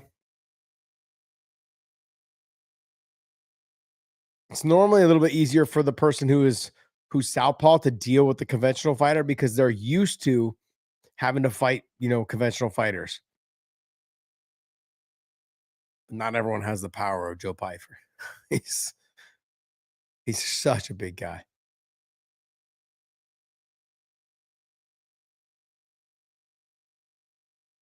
Yes. Dr. Pena, a penis trauma surgeon. Dr. Pena. I love that. Good evening, Mr. Thompson. Looking very tall, long, and lanky. That's right. That's right. Because it must be my peener. This is awesome, man.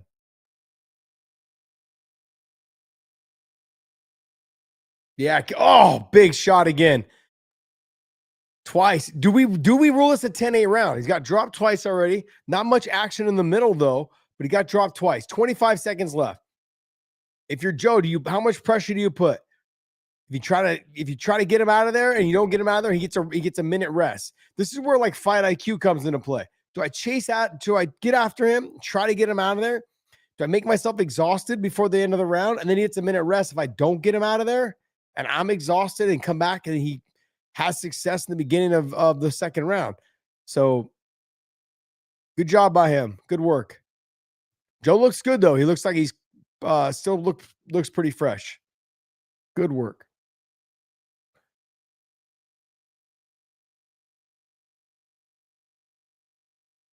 What do you guys think? How did you guys score it? 10-8, 10-9? I mean, dropped him twice, but there was a lot of downtime in the middle of the two drops. Who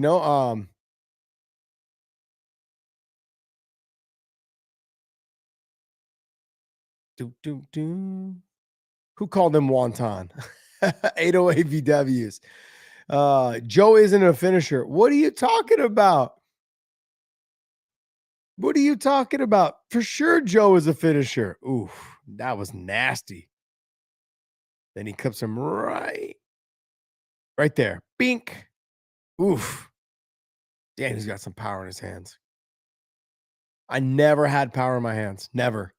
So anytime I was able to drop someone, I was like on cloud nine. I had to pounce on him quick, try to get him out of there.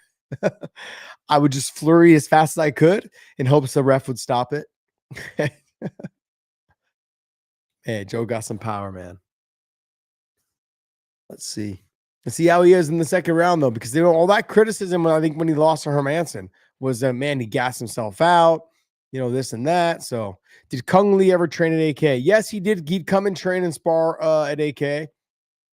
For a while there, I was going to his gym and training him. If you guys go back and watch some of the old fights, when he fought Frank Shamrock, I had helped Javier, and I had both coached him and cornered him for that fight.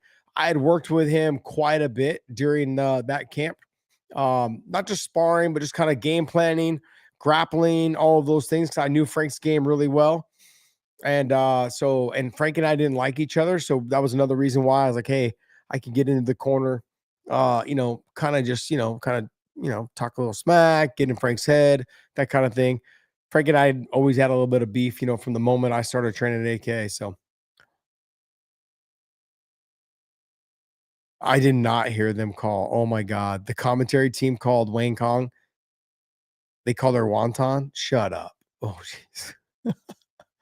Oh no, man. Ooh. I mean, I don't know. Wow. Oh, big straight right by Pyfer again. Pyfer looks relaxed. He looks so relaxed. He looks phenomenal tonight. I think Kelvin's he's struggling right now too. Can't find the range. This is the big problem because it's hard for him to make the weight at 70, but 185 is just too much. These guys are too big. They got longer reaches, longer ranges. It's harder for him to get inside. They're harder guys to take down, all of that. Did you say Big Wang? Rick, Big Wang. What the Penguin Arms. There was a duration of domination to give a 10-8 in round 1, in my opinion. Okay, I can get behind that. I can definitely support that. I can definitely support a 10-8. I thought he dropped him twice and he head kicked him, even though he didn't go down. He got head kicked as well. Those are some clean, hard shots. But getting dropped twice, it was a very close round, but I would probably give it a 10-8 round. The only thing that concerns me about giving him a 10-8 round is there was really no activity between the two drops, one or two little punches here and there, but that's it. Wow. JG1227. Joe sucks, to be honest. Why isn't nobody fighting? Man, you guys are brutal. You guys are brutal tonight. Look, Joe's fighting a very good fight against a very seasoned veteran. These are not easy guys to deal with. You've got to be able to understand that Kelvin Gastelum is still going to be there in round 3. He's still going to have, tools and weapons. He's still going to have cardio. Guys that have barrel chests like that, man, they don't get tired. Kelvin Gastelum doesn't get tired. He's just pressing the pace, putting the action. Pyfer fighting a really good fight.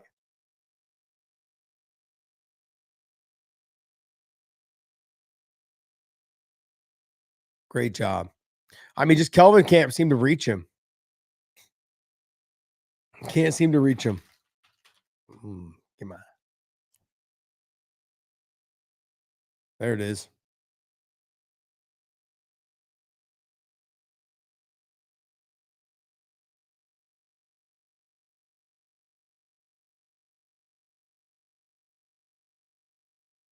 DB7, I agree.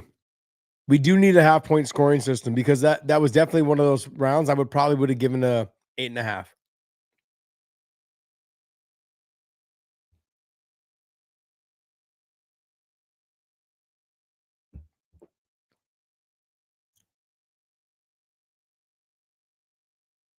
Damn.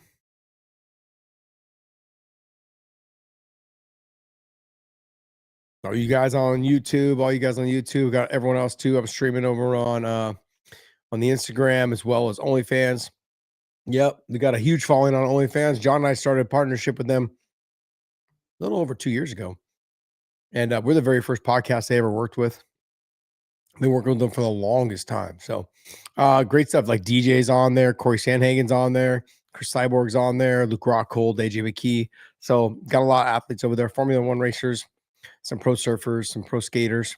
So you guys can follow some athletes on that platform as well. You can also ask them stuff to, if you want them to show you some techniques, do whatever. That's mainly what a lot of people do. They use them for. People don't know this, is that OnlyFans started off as an actual like soccer platform, like a sports platform for coaches that were high-level coaches that could charge people to show them technique, like, soccer techniques, or you could get one-on-one questioning, and you could actually like not zoom them. It wasn't Zoom then, but you can actually like send videos and they'll send you back videos, and they could charge whatever they wanted. Crazy. If you guys have any questions while we're in between rounds, go ahead and hit me up, man. Let me know. If this goes to a decision, is it going to be a terrible? Is it going to be terrible for Joe? No, I don't think it'll be terrible for Joe. Joe is still young. I mean, like, I don't know what the expectation is. Like, the guy's doing everything he can. He's dropped him twice. He dominated the second round as well. I mean, he didn't drop him. You know, he's also getting some ring time, some cage time. That's important for somebody like Joe. He needs to be able to have some more ring time. Look at Kelvin coming right out. This is what you got to be careful of with Kelvin. He's going to still be there in the third round. Joe looks good. Oh, it just got hit. Straight left. This is scary right here. This is a dangerous Kelvin Gastelum. He's like, look, I lost the first 2 rounds. Got nothing to lose. The Roberto Duran, as Big John likes to call him. The Roberto Duran MMA. What did this guy say? What did he say? Love it. Trevor to Carly. It says Kelvin built like a Mexican mama's boy. What? Bro, I'm Mexican too, bro. I'm not built like that. For real? Oh, that's funny. Bam. Yep.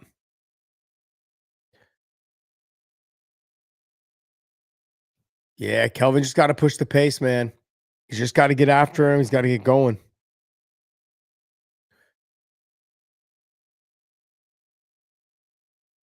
He started off the round good. You just got to be cautious and careful, man. But look, if you're going to lose the round, if you're going to lose the fight, you're going to lose the fight.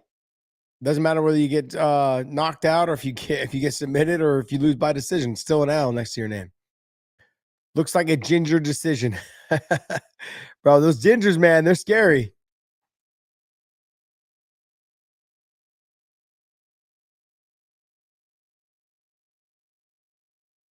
Ooh.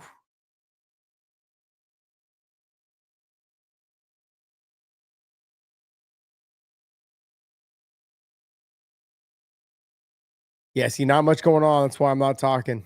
I mean, they're just kind of like touching with the outside hands. Southpaw versus conventional. Ooh, oh, big straight. Nice job by Kelvin Gastelum. He kind of feinted with the right hand, the right hook, touched him a little bit on the chin, and then threw the straight left. Beautifully done. Oh, big shot. Another straight left by Kelvin Gastelum. This is where you're going to see Kelvin start trying to take over. Oh, you got Pyfer shooting for the takedown. Oh, man. Big takedown by Pyfer. Control that top position. Use his strength. Can't afford to get too caught up, though, in this grappling exchange, especially if you're starting to get a little bit tired. Well, you're past the halfway mark. Those people that put the over at 2.5, guess what? You guys came up on the money.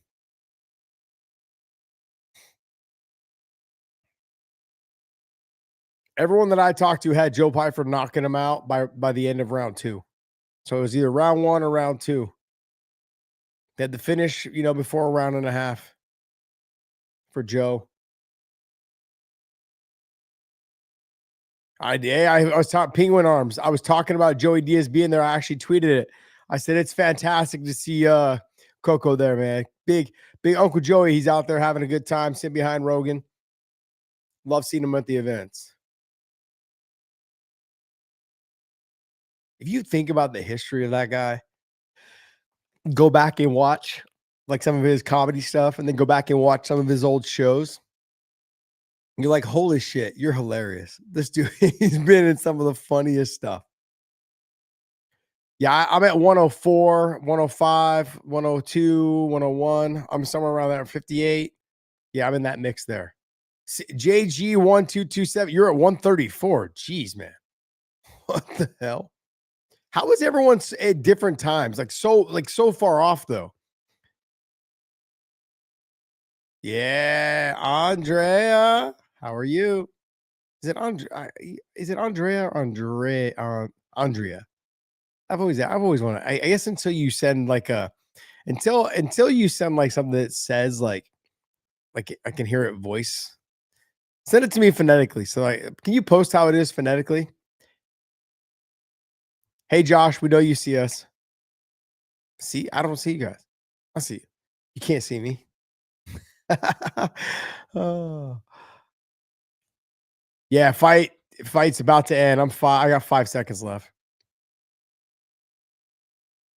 Yep, all done.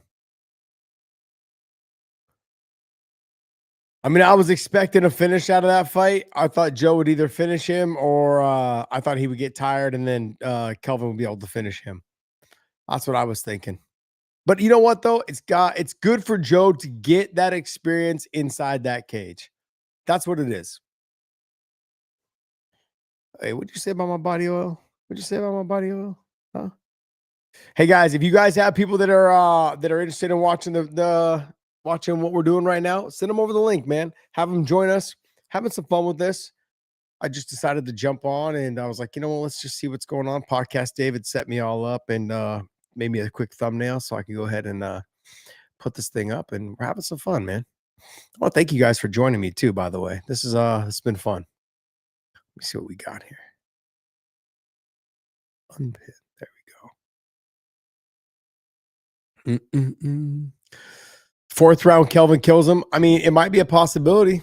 He throws so much. So with Joe, right, he throws so much with bad intentions. It's hard to stay consistent. Like it's hard to fight a hard pace like that. You can do it in a 3-round fight, you know. But by rounds 4 and 5, there's just no way. You fight a different 5-round fight. We talking about Punk was glazing. Which Joe would stop talking altogether? Joe who? Joe Pyfer or Joe? Oh, you guys, come on. Josh, current fight gear would you choose? What did I lose? I lost something. Purple shorts, etc. If I was to choose the purple, or if I was to choose the fight gear that I could wear now, I mean, I actually like the Venom gear, man. The Venom gear is pretty good. Hey, what was the scorecards? Did they have it 29-28 or was it 30-27? Did you guys hear?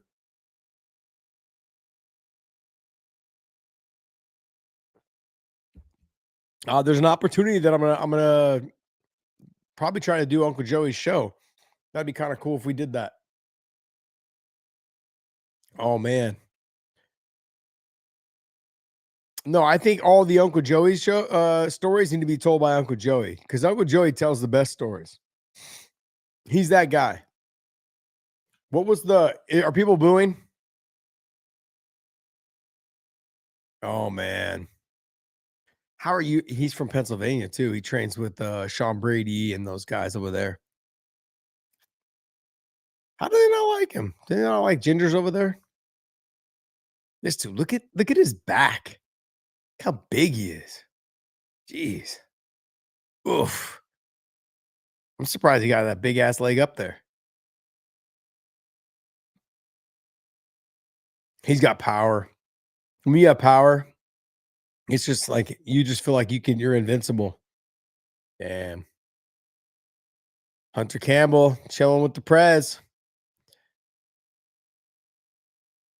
It makes you when you see him stand next to Joe, and then you see how tall Joe Pyfer is. You're like, damn, Joe's not a big guy. And Rogan's not a big guy. And I've done his show. If you guys haven't seen my interview there, go check it out. I did it back in 2019, I think, is when I was on his show. We talked about Stephen A. Smith.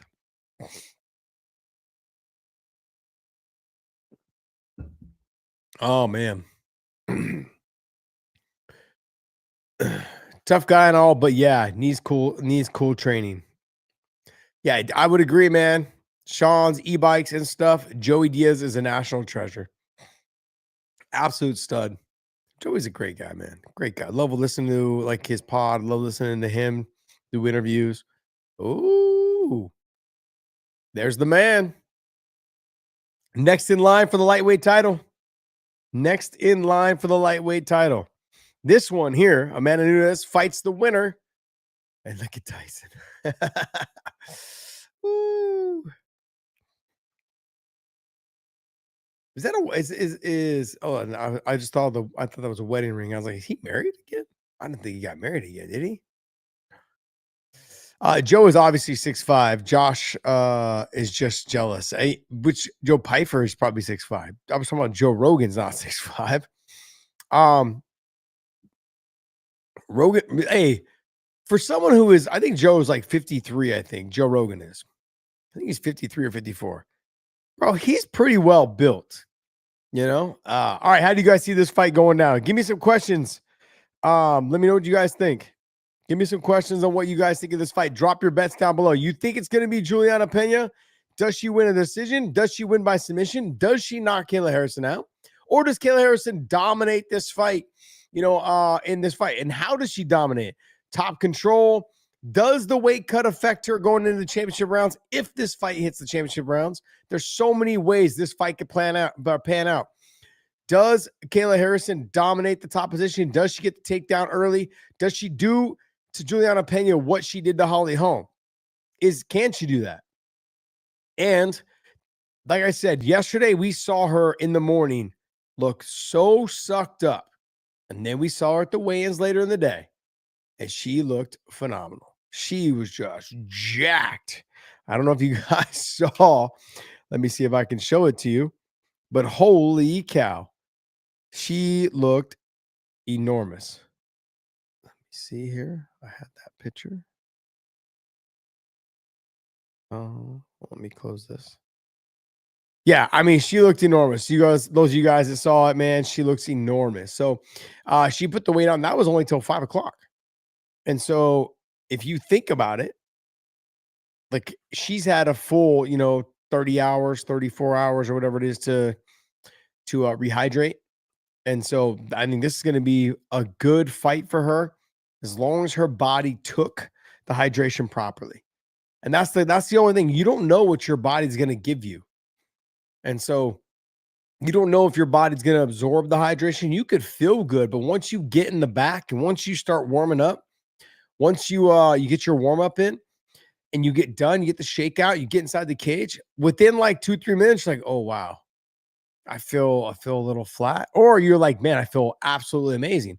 It really just comes down to how your body decided to rehydrate. Did it push it all out to where it needed to make sure your muscles can still function and work properly, at a high level? Or did it just, just kind of, did you end up just pissing it all out? And then now your body's still depleted. So there's a lot of questions to be answered here. And look, Kayla is a world-class judo athlete.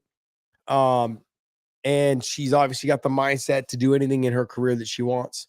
So being the PFL champion, then being the, and then try to be a UFC champion, but being a 2-time Olympic gold medalist in judo, that says a lot. Let's remember, I don't know what the weight is off the top of my head because I'm horrible at math, but she fought in judo at 172, 174. She's fighting at 135 right now. She made the weight.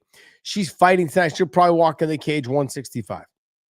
I would say probably 160, somewhere in there. 135 pounds is the weight she made yesterday. And tonight, she's got to be weighing probably 160 something. So all of that being said, damn, like that, I got to tip my hat to her. That's absolutely fantastic. And Juliana Pena, I saw a lot of people dissing on her going, man, all she's good at is talking trash. And it's kind of cringe and that. But guess what? We're all here watching. And what she did to Amanda Nunes, that was no fluke. Amanda Nunes I think thought like, oh, I'm going to just keep doing what I'm doing. Juliana Pena walked her down, landed the clean shots, put the pressure, made her fight off her back foot, and she had success. You can't knock her for that. A lot of people just want to call it a fluke. No, it's not a fluke when you're beating the champion. She's still there. This is going to be a fun fight. I think it's going to be a little bit closer than we think. Kayla Harrison is a very dominant, controlled fighter from the top position. When she's on top, she's dangerous. If she's on bottom, that's where the concern could probably lie. If Juliana can press her so much to where Kayla starts to get a little tired and she can put Kayla on bottom, then that'll be a little bit different. Watch out for Kayla Harrison's armbar. She's got a freakishly fast armbar, very much like Ronda Rousey. So look out for that as well. But I mean, look at that domination that she put on Holly Holm. Holly Holmes being one of the tougher fighters to take down and to control, and good in the clinch. But man, just nasty. Kayla Harrison looked great in that first fight in her debut, and then having to fight Caitlin Vieira didn't look fantastic. But a lot of that has to do with how did the weight cut happen? How did she do in the weight cut? And how did she rehydrate in the second fight? Was there a difference because of the weight cut the first time, because of the weight cut the second time? So we're gonna find out. She looked so sucked in yesterday in the morning weigh-in. And then by the 5 o'clock weigh-in, she looked like a completely different person. Completely different. So I mean, there's things to kind of take into consideration, but I think Juliana Pena's got her work cut out for her. She's got to fight Kayla Harrison from beginning to end as a dog. Like, just come forward like she fought Amanda Nunes the first time. Because the difference is that Kayla Harrison's not going to have the type of striking that Amanda Nunes has. She's not going to be able to like circle off, land the big hard shot, have power going backwards. Kayla Harrison's not going to fight that way. She just doesn't fight that way. She's not going to be able to use her lateral movement and land a clean, hard shot, and do all these things. So she's just not going to be able to do it.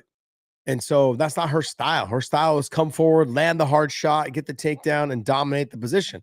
That's how she fights. So go ahead and drop your bets, man. Let me know what you guys think down below in the comments or in the chat. Like, how you guys see this fight panning out. Who do you think is going to win it? Tell me. Let's go. Don't be shy. Don't be shy. Let me know. Go ahead. Let me know what you guys got. No excuses. She signed the deal. I think she gets it done. There you go. There you go. I like it. Straightforward. Fighter 91. That's great. Got to give her props that she is willing to play the villain, though. I do. I agree. I agree that T-Mac, I agree with you, man. Anytime you have a fighter that's willing to play the villain, one of the hardest things to do is to play the heel and play the villain and then turn around and deliver.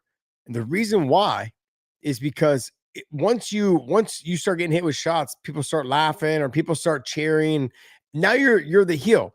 Now it's like it's hard to deal with so many people wanting to watch you lose.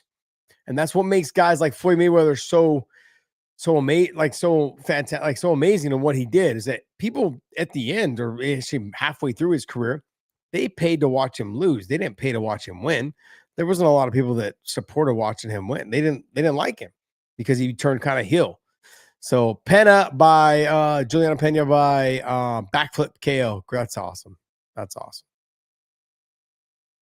I mean, hey guys, people were talking about how she's sauced and this and that. I want you guys, Big John, because there was some conversations I had with some people when I was, just towards the end of my career and stuff. And you could see people you felt like were sauced. And I was like, man, for sure they are. And Big John and I had a conversation like, hey, if people have never tested positive, we shouldn't go around telling people that they're sauced. You got to remember, she's been tested by the Olympic judo, like in the Olympic committee. She's been tested by WADA, every drugging company, and she's never failed. Some people are just built different.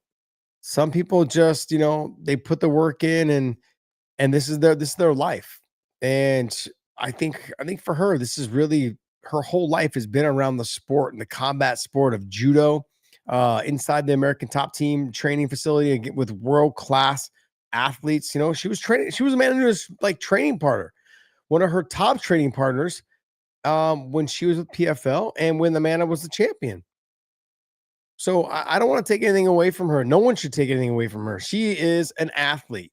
You don't win two, not one, two Olympic gold medalists, Olympic golds, without being an athlete, without putting in the work, without understanding what it's like to grind. So I gotta give it to her, man. She's a fantastic person. I've had moments to chat with her. The first time I ever saw her was in Florida. Bellator was doing a show there at the Hollywood hotel, the Hard Rock Hollywood Hotel. And she was very very loud and very like fun to be around. And I enjoyed it. I didn't think I would because I had seen some of her interviews for PFL. And I was like, I'm not really sold on her. And then I heard some of her commentary too. And I was like, she's kind of overly aggressive and like kind of confident. But then I got around her and she's so fun. She's such a fantastic person and just fun. And like once you know the story, we've had her on the podcast before. Once you know the story about how, she made it very clear. Like her sister had some problems, with addiction, and she pretty much is adopted, her sister's kids, and that's keeping her kids in the family. And man, that's you have nothing but to do but just admire that. And so if you guys want to see her lose because she just you don't think you like her as a fighter, that's great. But as a person, she's absolutely amazing. Absolutely amazing. So all right, here we go. The co-main event. Juliana Pena. She's so laser focused. She comes from the small town of Spokane, Washington. I went to high school in Coeur d'Alene, Idaho. You guys don't realize that. I grew up in San Jose, east side of San Jose. Moved away for high school when my parents got divorced. Lived up in Coeur d'Alene all through high school. And man, oh man. Spokane, Washington I've been there many of times. It's only 30, 40 minutes away from Coeur d'Alene. But man, I could see why she ended up being a fighter. It's just one of those things, right? There's not much to do there. But yeah. Look up her story today. Made me like her even more. Yeah, like I said, Fighter 91. That's exactly what I was talking about.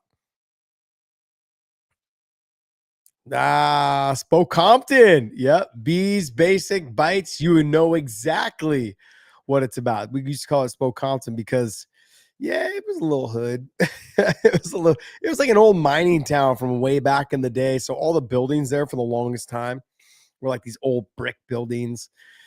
Streets were kind of just trash. It was just, it's kind of weird. So, anyways. But I mean, they're remodeling the downtown area there. They got like big playgrounds and parks. They have a couple nice hotels now, finally down there. Before they just had a bunch of like Super 8s and Motel 6s people could stay in. But now they've got some nice hotels that are right across from the downtown parks and stuff. So, yeah, I mean, I've seen plenty of concerts down there in that park, man. Awesome, right there on the river. Beautiful. But it's still called Spokompton. Spokane is a cool town. Yeah, it is a cool town now. It was not such a cool town back then. It was one of those ones. So, yeah, it was one of those. Let me see where you got. Let's see. Yep, I'm still in Texas, man. I lived here for about 2 years now. Kids are thriving, family's thriving. We love it here. I'm spending as much time as I possibly can, living this lifestyle. I absolutely love it. So it's been great. It's been great. Look at her. Look at her. She's very unique. She has this like, I don't know, exotic look to her. That's, but then she just, when you see her fight, you're like, damn, she just gamer. She just comes out, guns a-blazing, gets after it. Absolutely amazing. Says, come back and visit AK. Jiu-jitsu wrestlers. I probably will. Jiu-jitsu for wrestlers. Yeah, I mean, I probably will. I'll be back in July. My son's on the national team for lacrosse, and they have tryouts again in July. So I'll probably be back out there for July. JG1227. The odds were like at a plus minus 800 for Kayla Harrison, and they were, I want to say they were like a plus 425 or something like that is what I recall. So it looks like they went up a little bit. Is that what it is? Whew. All right, give me your thoughts. Oh, Shalom Ribeiro. True legend, true story. I was supposed to fight him twice and then also compete against him in a jiu-jitsu tournament in Brazil put on by the Gracies. Both fights against Shaolin fell apart. I was supposed to fight him in K1. And then I was supposed to fight him in, I can't remember if it was Dream or Pride at the time. I think it was Dream. Yeah, I was supposed to fight him in Dream. I think Dream was having a lightweight tournament. Leading up to that lightweight tournament, they asked me if I wanted to fight him. And I was like, absolutely, let's go. And the fight fell apart. Didn't happen. I think he ended up fighting Jay-Z, and Jay-Z, I think, smoked him.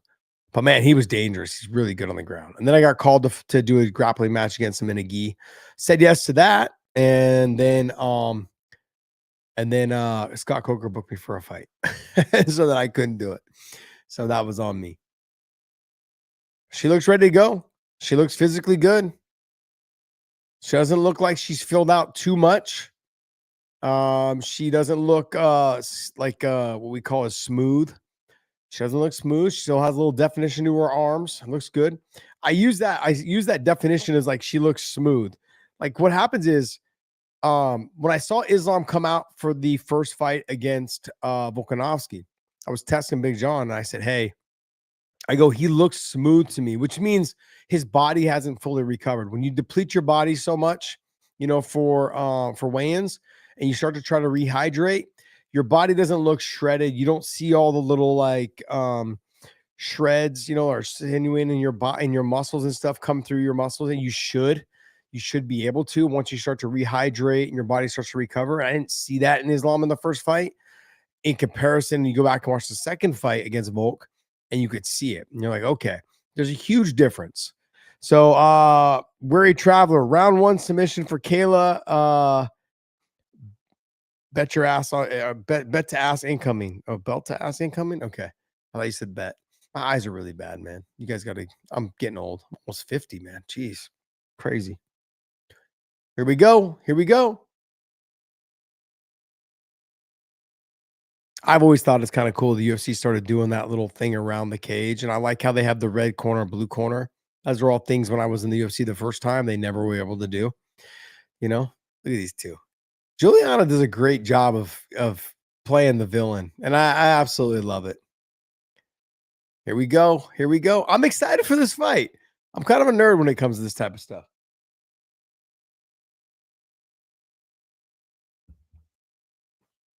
There was Ivanka in the background. Some people rated her an 8.5. Some people rated her a 7.5. I'm gonna give her a 9, 9.5. She's up there. There we go. Man, Kayla looks huge. Look at the legs on her. Physically.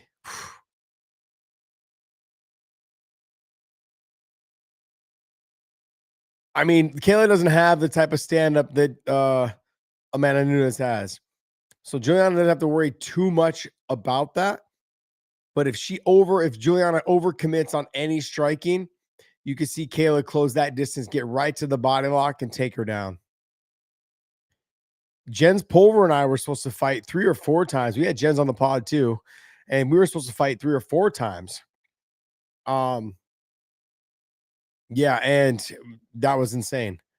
So although all those fights fell apart because he got signed by the UFC, and then when he wasn't active with the UFC, we kept trying to line that fight back up, and the fight never came. I'm kind of glad that it didn't, because at the time, I didn't have the experience that he had, and I was training in Idaho. I wasn't training at AK at the time, and so I mean he probably would have beat me. Just got to be 100% honest. At the time, Jens was on another level. But we had tried because we were both from that area. He was from the Spokane/Boise area. When there was promotions out of Boise and Portland, they had tried to book us a couple times, and they just couldn't get it to happen.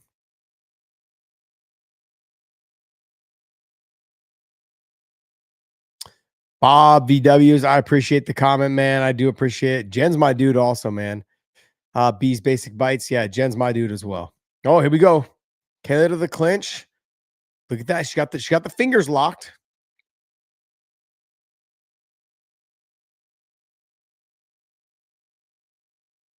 Got Juliana about to go for a ride. There's that inside trip. Ooh. Good job by Juliana. Down she goes. Watch out for them elbows.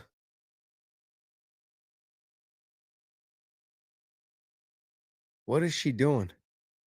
Looks like Kayla trying to like wrap her right arm. Okay, never mind. She took it out now. She had it wrapped like under her butt, almost like kind of like sitting on the hand, which is very smart, because what happens when you put the hand under the butt and then you actually rock them back over so they're sitting on your hand, it kind of locks you in place a little bit, but it also makes it harder for them to hip escape so they can't scoot their hips out.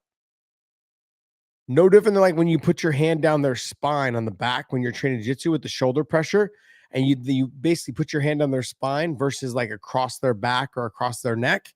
You're putting heavy shoulder pressure And then when you rock them back over your glove, it pushes into the middle of their back and it creates more pressure.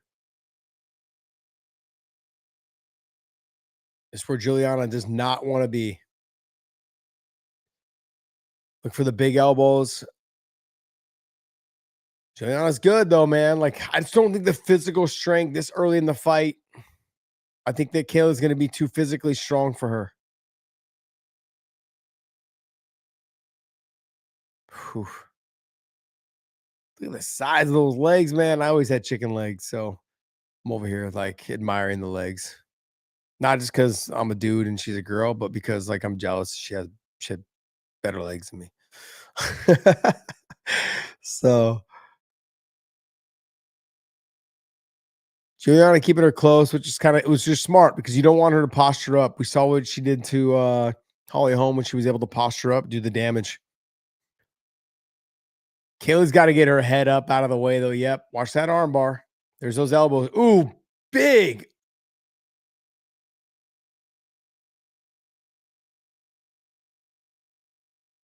Wait, it looked like her knees were off the ground. It looked like, I don't know if that would be illegal. I couldn't see. It looked like she postured up enough and like kind of pinched the knees together. Oh man. Is the right knee off the ground? I can't tell from that position. And no, I think the right knee's on the ground because the left knee was off the ground. I don't know if the left knee came off the ground because she kicked her up off of it. Damn, she took a point. Hey, everyone talks about when you cause a foul, something of damage. That's huge. Kayla can afford to fight a little bit more relaxed now. Not too much though. Knowing that she's kind of already winning the round, only 18 seconds in, plus the point deduction. It's a 10-8 round. She's won 2 rounds now. She's got to make sure she continues to fight. Juliana, though, she just got to put the pressure. She's got to make her fight off the back leg, make Kayla fight an uncomfortable fight. Oh, that was a big mistake. Big, huge. Damn. Juliana thought she was fighting that dude in the alley, man. Like, hey, I gotta just kick and get away. Nah. Damn. That's a big mistake. I hope that doesn't decide the fight. Anytime you have a fight like this for a title, or any high level fight, you don't want it to be decided by a ref taking a point. I've said this, I don't know how many times. You want to always keep the refs out of it and the judges out of it. I know we don't want to go to decisions. We want to keep the judges out of the decisions, but you're automatically inserting the judges into this by having them take a point, and you're inserting the referee had to insert himself to stop the fight because it was a point deduction. So those are things you want to avoid. Fans don't want to see fights being decided, by a point deduction or, a foul or whatever it was. But oof. Here we go. Some basic B's. I think you said you bet at 7 minutes. Some people took rounds, 1.5. No, I don't think Pena is gonna call it an excuse. She made the foul. You can't call it an excuse. You caused she did the foul. It wasn't like Kayla did anything. You threw the up kick when you knew, like, you had an idea that her knee was on the ground. Oh, Juliana. Oh, Gianna's just got to throw. She's got to fight her a little bit. How she fought Amanda Nunes. She just got to throw. I feel like she's so concerned about getting hit by Kayla.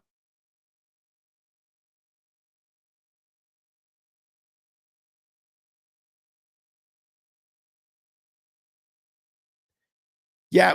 Okay. So the MMA fan, wait, who was it? Says, Galen. Yes, you do want to see it if it's bad enough, but you saw Kayla just hop right up. And I'm not saying you shouldn't take a point. I'm just simply saying you don't want it to go. You don't ever want that to happen. But it wasn't like she got wobbled and dropped and rocked, and I'm not saying that it makes it any less effective. It just you don't want to see it happen in a title fight or a main event or any high level fight. You don't want to see it happen. Yeah, it definitely was 100% illegal. That's why they took a point. The gentleman's club. Duh. Uh, this is not where Juliana wants to be. You don't want to be in the clinch with her. Like you should be trying to make your space, circle off the fence. Oh man. Jeez. There it is. Jeez. Beautifully done. Dropped her hips. Kayla find a brilliant fight.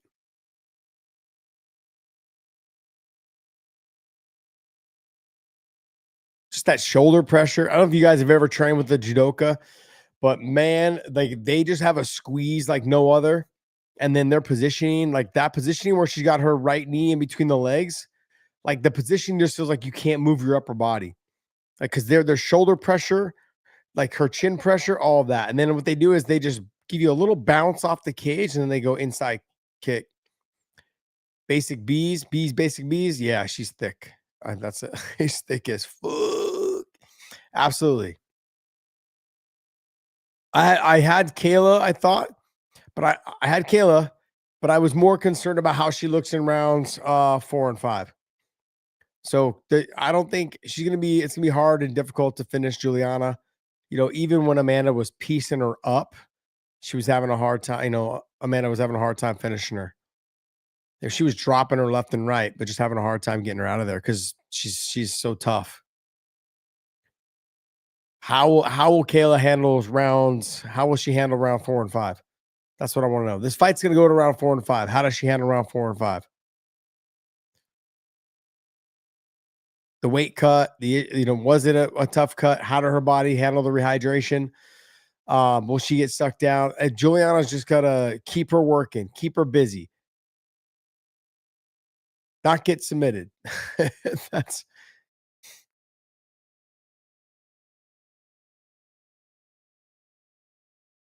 I guess my next question is, will they shake hands after the fight?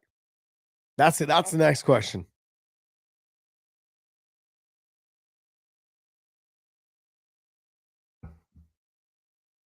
She got the Kayla Harrison handcuff, the behind the back.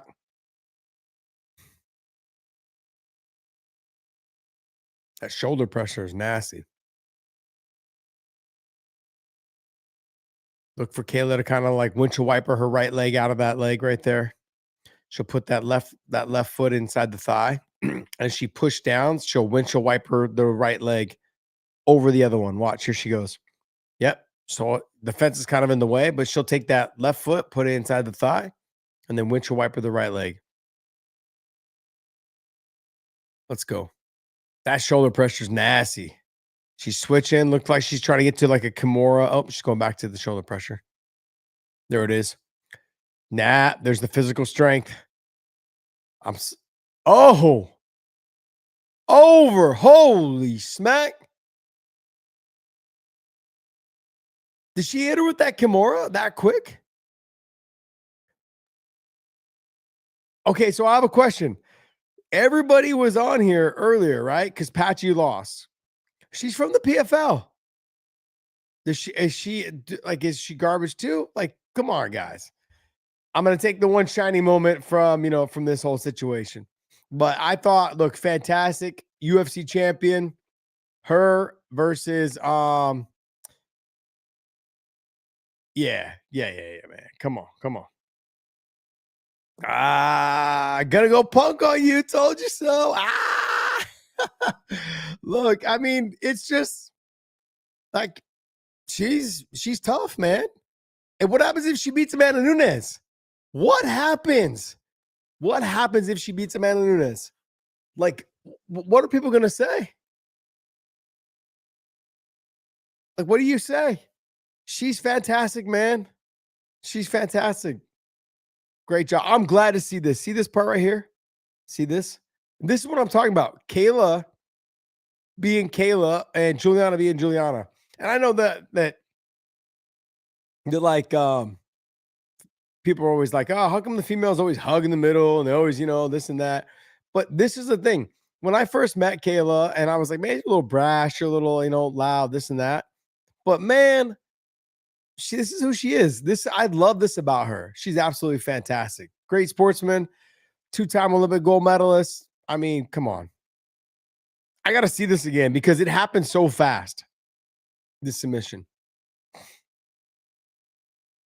Great little inside foot sweep. Okay, so she's hitting the Kimura. Oh, gosh, man. Whoo. She locked it in quick.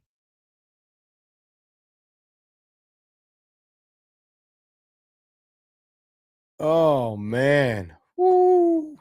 I have a question. Did Amanda Nunes take time away and fly to Japan and start working judo? Like, what has she been doing for the last year and a half, 2 years? What has she been doing? Because she's going to need to do something to stop these takedowns and to stop that type of control. Holy cow, man. Holy cow.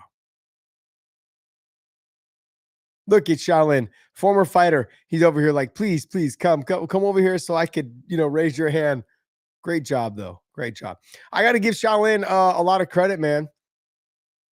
It's so difficult as a referee. Do I take the point? Do I do like in round 1? Do I take the point in a title fight with so much on the line? And he did. And I think I'm gonna have that conversation with John tonight. We'll film. And we're gonna drop the show tomorrow morning. We're gonna film right after this. But I mean, that's the question to be had, man. Like, I want to know what John's opinion is on this. This is one of those things that I would have probably have not taken the point. Kayla didn't look too affected by it. It doesn't mean that I should. It doesn't mean you shouldn't have taken the point, but it's so much at round one, and she looked fantastic. We were in round 3? She looked great. She looked absolutely great. So good on her. Great performance. Great job. Damn. Huge win. But I mean, she was a huge favorite. Ali in the background, her manager, with Mike Brown.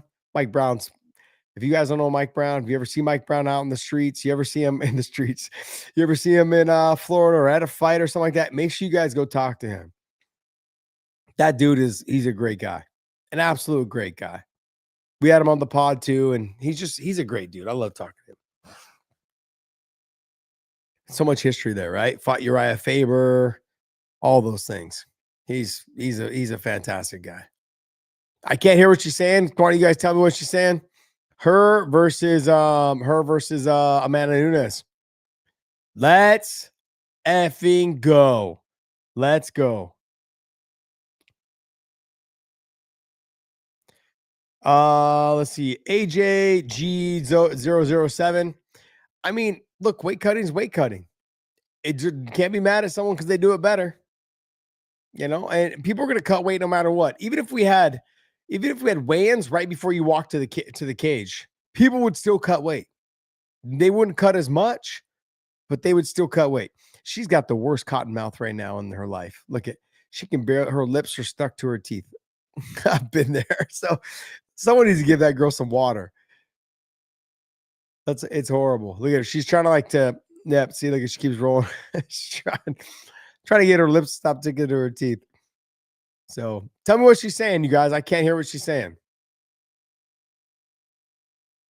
You got George Masvidal talking about no one can stop her. Congratulations. Hey, she's loved in the gym, man. She's loved. Kyoji Horiguchi and her have this thing going on where they train together, obviously. And Kyoji's always like, oh, I take her down all the time. And she's always like, oh, I throw him on his head all the time. I think it's fantastic. The way that they banter back and forth in person, but also to how they banter back and forth outside of from one another. Because I would interview Kyoji Horiguchi every time we did an interview with him. I would always say, like, hey, did Kayla take you down this camp? He's like, oh, she never take me down. She's never taken me down. Then I asked Kayla. She's like, I throw that little guy on his head all the time. It was so awesome. So, all right. Do you think Craig Jones found the secret to how to beat the Russians? No, I don't think so. I don't think he did. So, oh, there she is, Amanda Nunes. This fight's coming. This fight is. Oh, here she comes. I want to see. I want to see them square up against each other. I want to see how this is.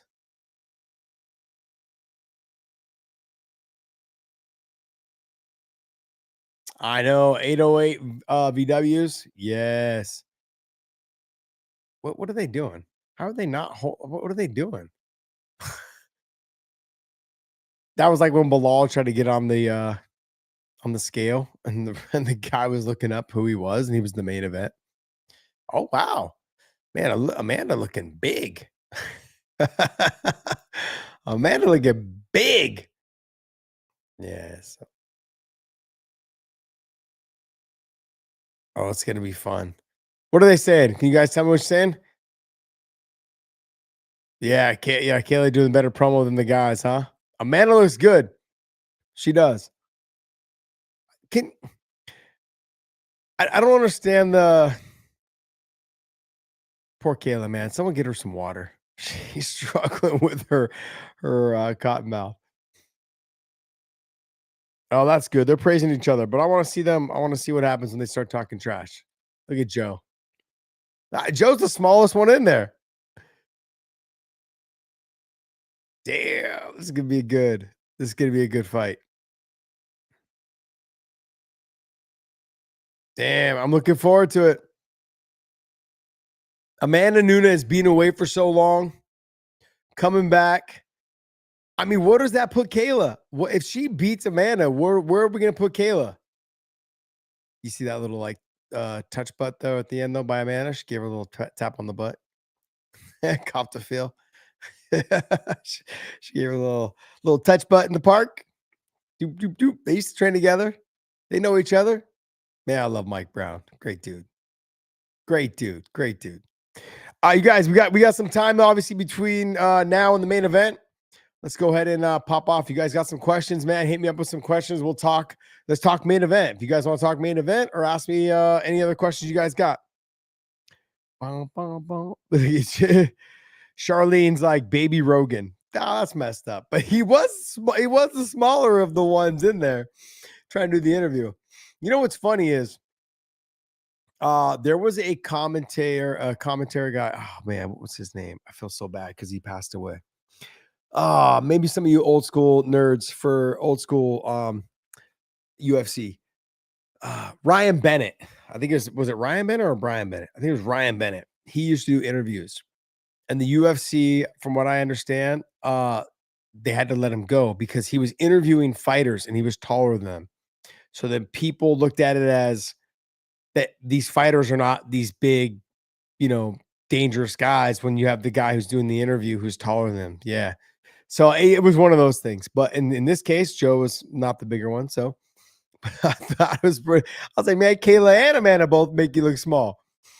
All right, let's go. Pop off some questions, man. Let's kill some of this time before we get into the main event. How long till Wes Watson rests world champion belt over his shoulder? No idea. No, I don't know. Does Kayla go up to 145? Timoni. No. Timoni? No. There is no 145. They don't have that weight class anymore. UFC has completely got rid of it. It's done. Here we go. Does Marab get it done? You would rather see Shevchenko versus Kayla? Absolute Clan Holmes? No way, man. No way. There's Ivanka again, far left. Ooh. Oh, yeah. This is crazy. Like I was saying earlier, man, it's so cool. You've got, I thought I saw Marco Rubio there earlier. You've got Trump there. You've got Ivanka there. You got, what's that? I don't know which Don Jr. that is. There's a couple of them. Yeah, crazy, crazy, crazy. Let's go. Come on, give me some questions. Let's talk a little bit. Which fighter has the best walkout music? I mean, I actually liked I liked Anderson Silva's. I liked his. He had some of the best walkout songs. I like obviously I loved Matt Hughes. Country Boy Can't Survive. That was a great fight, or not a great fight, but a great walkout song. Nick Diaz, let's see. Dash won't back home with the belt tonight. I don't know what Dash is. Ivanka. He said, boy Troy, Ivanka. That's so funny. Would Habib dominate at 170 right now? You know, I don't know. It's hard. It's hard for me to say, only because you just don't like it's all speculation. And I hate to try to speculate what would happen because I've seen Habib train with like world-class guys inside the gym at 170 and at 185. Guys that were having a lot of success in Japan, or sorry, not Japan, but in the UFC. You know, while Habib was at 155, he was having a lot of success against them inside the gym. But what happens in the gym is in the gym. It's not going to happen, you know, in the fight. There's a lot to be taken away from that. Like you can never mimic a real fight inside the gym. No matter how hard we try, there's nothing we can do. There's nothing we can do. Like the speed is so much faster. When you get tired inside a real fight, your opponent pushes even harder. Like they can be dog dead tired and they'll just come at you. It's different. It's definitely a lot different feeling. Like inside the gym, right? When you see your training partner getting tired, you slow it down yourself because you know. And once they're getting tired, I don't push even harder. Right? Yeah, sure, I put pressure on them, make them feel uncomfortable, but I'm not trying to like knock them out. And so that's why you can never mimic it, because in a real fight, I would try to go after them and knock them out.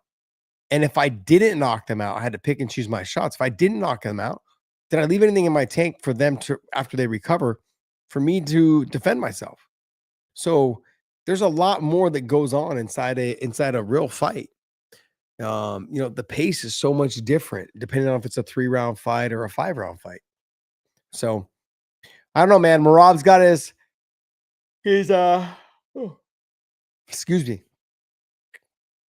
We're coming up on midnight here. You know, I was up at 5 a.m. this morning, headed to my son's lacrosse tournament. I packed up the whole fam, the whole car, everything like that. Hour and 15 minutes away. Just got back right before the card started. But man, good stuff, man. Good stuff. Sean gonna get a shoulder injury. Come on, man. Don't jinx it like that.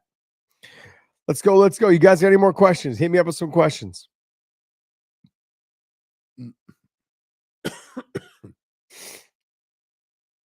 Okay, who do you guys got then? Who do you guys got?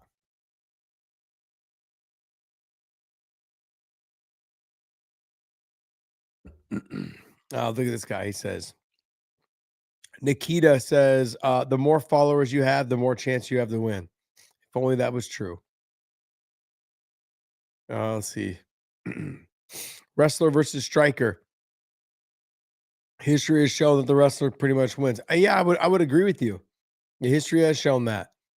But then you take a look at like how Sean, when he fought Aljamain Sterling, that's how he's got to fight him. He's got to fight Sean how he fought Aljamain Sterling. But the difference is that Aljamain Sterling is someone who was a lot more hesitant on his ability to close the distance and get and avoid getting hit. He didn't like to be hit. Whereas Merab, he'll take a shot or two. Aljo tried to avoid the shots. There's a difference in how you wrestle when you're in a fight. And that's kind of the difference between Merab and Aljo. Aljo is someone, he finesses his way into the clinch and into the single leg, into the shot, all those things to open up his grappling. Whereas Merab, he doesn't finesse anything, man. He's bouncing around, herky jerky movements, making it very difficult to time him coming in. And you've got to avoid the big overhand rights and the big loopy punches and the punches coming from different directions. Those are all things that are extremely difficult to deal with. So, yeah, man, I think as I watched the first fight, the difference was to me is that Sean O'Malley couldn't stop the takedown. Now, did they have to do with this hip? We won't know until we see tonight. Can he stop the takedowns tonight? He didn't kick a whole lot in the first fight. That 100% I could see was because of the hip. I've had a hip injury, like a little hip pointer and all those things. And it's super painful to do anything. Can't kick tie pads. You know, it even hurts sometimes when you run. Anytime you're trying to circle off or get off the fence, you have to put weight down on it. It hurts. And so I could see that being a problem in the wrestling. I could definitely see it being a problem in the kicking department.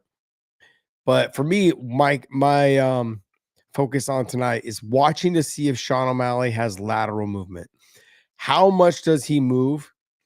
And just like the Corey Sandhagen with Umar fight, he can't afford to move so much that he makes himself tired in the championship rounds.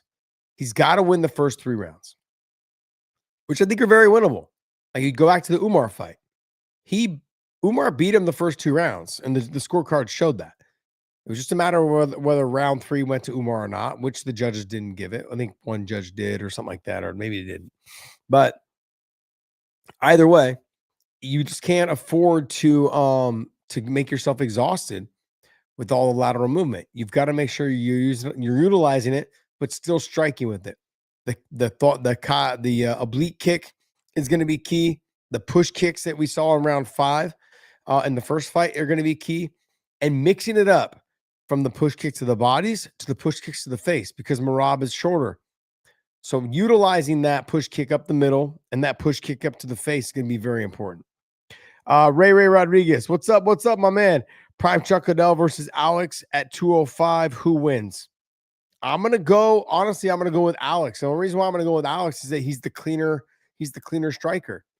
And Chuck was never a super fast guy. And I'm a diehard Chuck fan. We've been friends since 97, 98, something like that. But my thing is, Alex is the more refined striker, and plus with the calf kick, and Chuck had a very wide stance. You know, he always sat down a little bit. He had more of a wider stance, and the calf kicks would have been there. That's just to take into consideration that calf kicks weren't around back when Chuck was fighting. So that's something to always think about. Chuck had great wrestling, just Chuck never used it. Chuck wrestled at Cal Poly. Like these are these are things that we could sit here and go like, yeah, well, if Chuck would have used wrestling, he probably would have had a little bit longer career. Probably would have had some fights that he should have won, that he could have won, and he should have won had he utilized wrestling. He just chose not to. So I would say Alex probably, because Chuck was very stubborn and he liked to stand, but that's what made him so popular. That the mohawk with the writing on the tattoo writing on his head.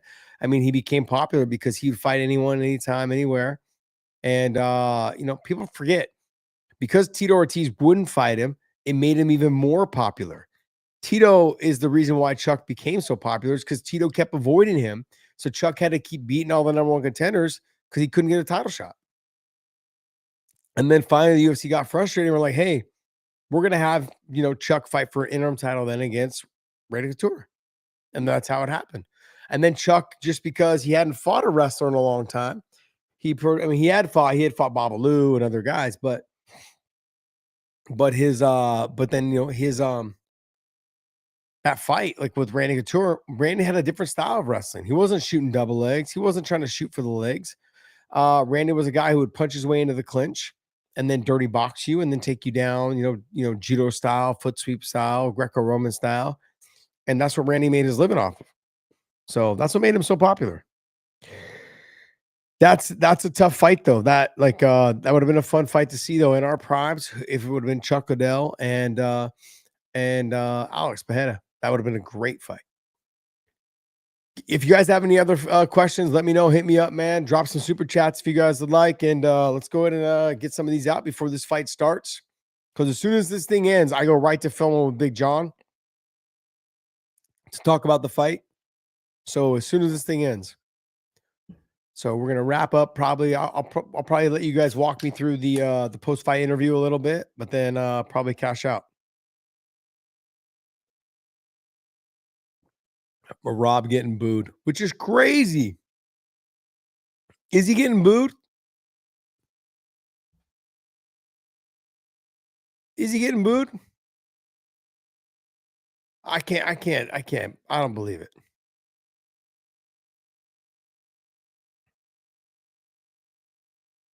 Yeah, I'm exhausted, man. We've been doing this for 2.5 hours. Yo, man, the guys over at We Want Picks that I do, Angelo, but his other buddy Jacob, who does the show, Jacob goes hard. He goes from the prelim fights all the way to the main event. And then Angelo jumps on and films right after. I think he does like a live show right after. Oh, that's not good. The cage broke. The fans broke the cage down, almost landed on the fighter. Can you imagine? Like a total Tony Ferguson thing. He's walking in for an interview, trips on a cord, tears his knee, and we get no fight. In this situation here, the fans knock the cage over and it falls on him, and then you get no fight. Can you imagine if that happened? Jeez, man. But how do you not like Merab? How do people not like Merab? I love Merab. I love what he has done because people were criticizing him. He's boring. He's this, he's that. So what did he do? He went out and he started creating social media. He started creating funny skits about Sean O'Malley with the, the hair and, Sean, why are you running from me? And all these other things. I think he's catapulted his stock to a whole nother level, man. Absolutely amazing to see. I did have some concern yesterday and the last couple of days in some of the interviews and leading up to it.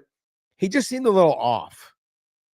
He seemed like not his energetic self. He just seemed a little, I would say, concerned or worried. I don't know what it was. And I saw some, he just didn't have his same vibrant self. Maybe just the mood he was in that week or that day or whatever it is they did the interview. But he looks like himself now. He looks ready to go. I would hate for people to say it was a fluke that he beat Sean if Sean does catch him this time, but then we'll have to see number 3. That's what it's all going to come down to.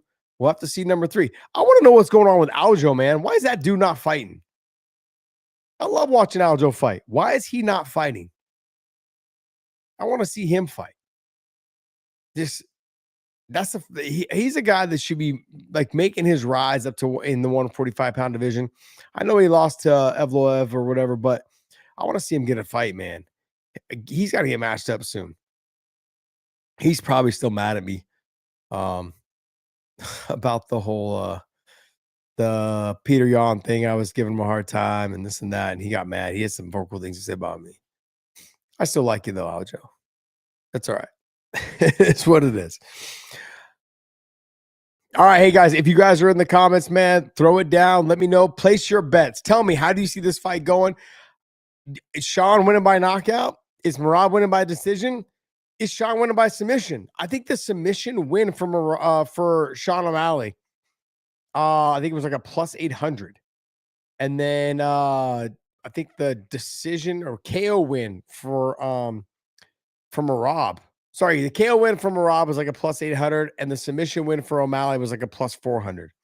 And these are the straight betting lines right there. You got O'Malley at a plus 240, it looks like they're showing, and Merab at a minus 300. Does that seem fair to you guys? Does that seem about right? Given just their first fight, I think that's what they're going based off of. Sean O'Malley hasn't fought since. He had the surgery.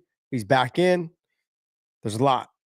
Hey, everyone that's listening and following, you guys joined us for the main event. I want to thank you guys for continuing to support us over here at the Weighing In Podcast. Hey, you guys can become members too. So if you guys are members, you guys drop your comments in there. I'll get to you the member count as well. Sugar, Alejandro Gutierrez, Sugar, round 2 winner.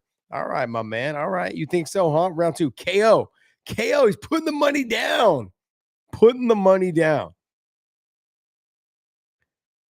Blake Porter, Josh, Max versus Ilya fight any different at lightweight?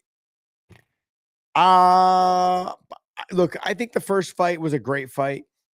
I think it is different at lightweight. The reason why I think it's different at lightweight is that Max had a lot of success at 145, but he went to 55 and then he cut the weight to put himself back down to 45 for the title shot. I thought he should have stayed at 55. I had that argument with Big John.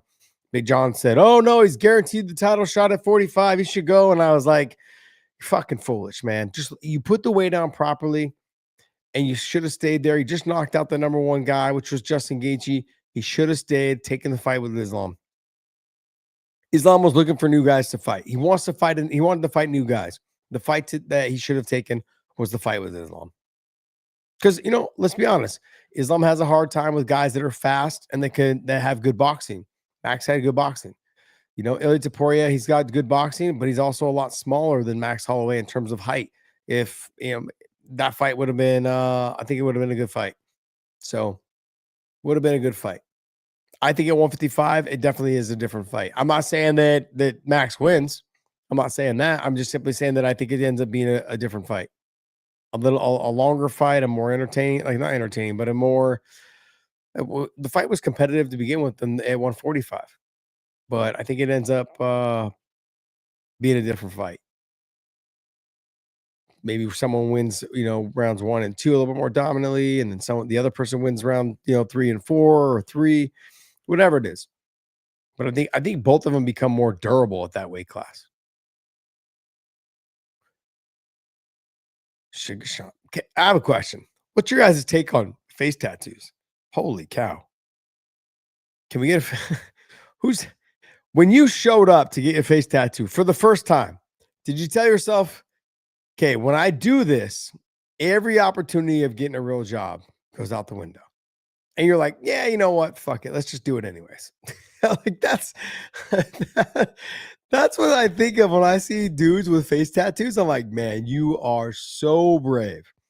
So brave. Because even if you like it and then later on you decide you don't like it anymore, you have to get it lasered off. And that shit I've heard is super painful. Super painful. And now you're lasering your face. Oh, no thanks. I don't even know if you can do that, by the way. I've seen other people laser, what other tattoos on their body, but face tattoos are for prisoners. Face tattoos are a no. Oh man. What's that? Neck and above and hands, in my opinion, are off limits. I actually don't mind the neck. The neck part to me, I kind of like the ones that go like just behind the ear. But I mean, Sean's got them like everywhere, like below the eye, like on the hairline. Like there's no rhyme or reason why he has one in one spot and one in another. Ooh, Sean coming out aggressive. Coming out aggressive. I like what I see already.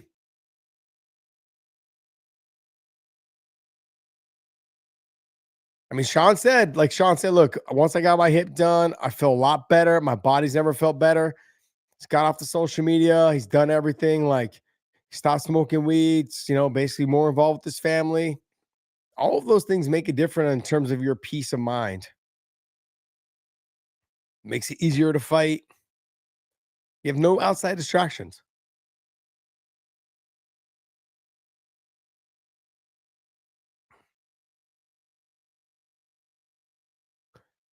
Alejandro Gutierrez, Sean has enough money. You never have enough money. You never have enough money. 808 VWs. Don't Hawaiians have face tattoos though? Didn't like old like Hawaiian people from Hawaii, didn't they tattoo their face? Or is that like only people from New Zealand and the French Polynesian Islands? Damn, Sean looking good right now. Yeah. Sean's got to throw straight and he's got to throw low. He's got to go straight and he's got to throw like to the chest or like right below the chin. Don't try and see. Look at the lateral movement. This is the most important part. He's got to stay moving on that bike. And can he do it for 5 rounds? He's got to do it for at least 3. Like this movement right here. He's got to be able to do this for 3. And that push kick, I'm surprised that push kick is not up the middle.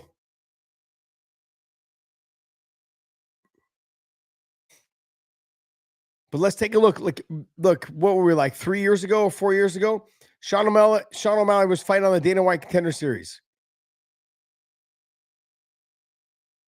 Now, I mean, now like former UFC champion, trying to get the title back. The kid has delivered every step of the way, every time he steps inside the cage. My ESPN is glitching on me. I'm still watching. It's just glitchy. It like keeps pausing and then goes right back to playing. Sean doing a great job, man. The lateral movement, get busy with the push kicks. Oh, body lock. This is Marab. Nothing yet. Nice takedown. Nice takedown.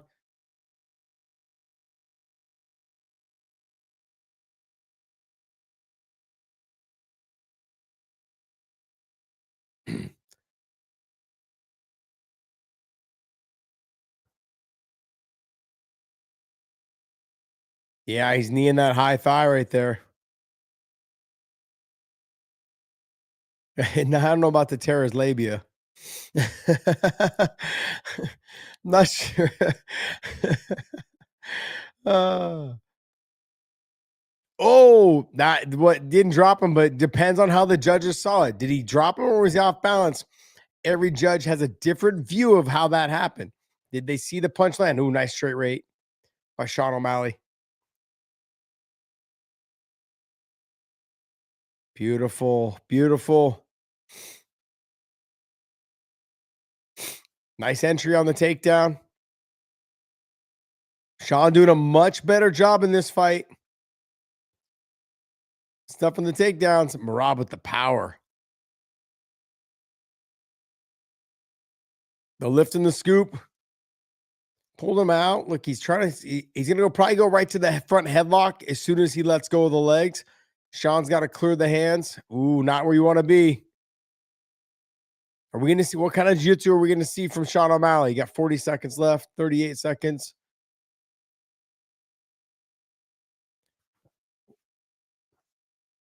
I mean, how do you score this round? I mean, Merab's got the takedown right now.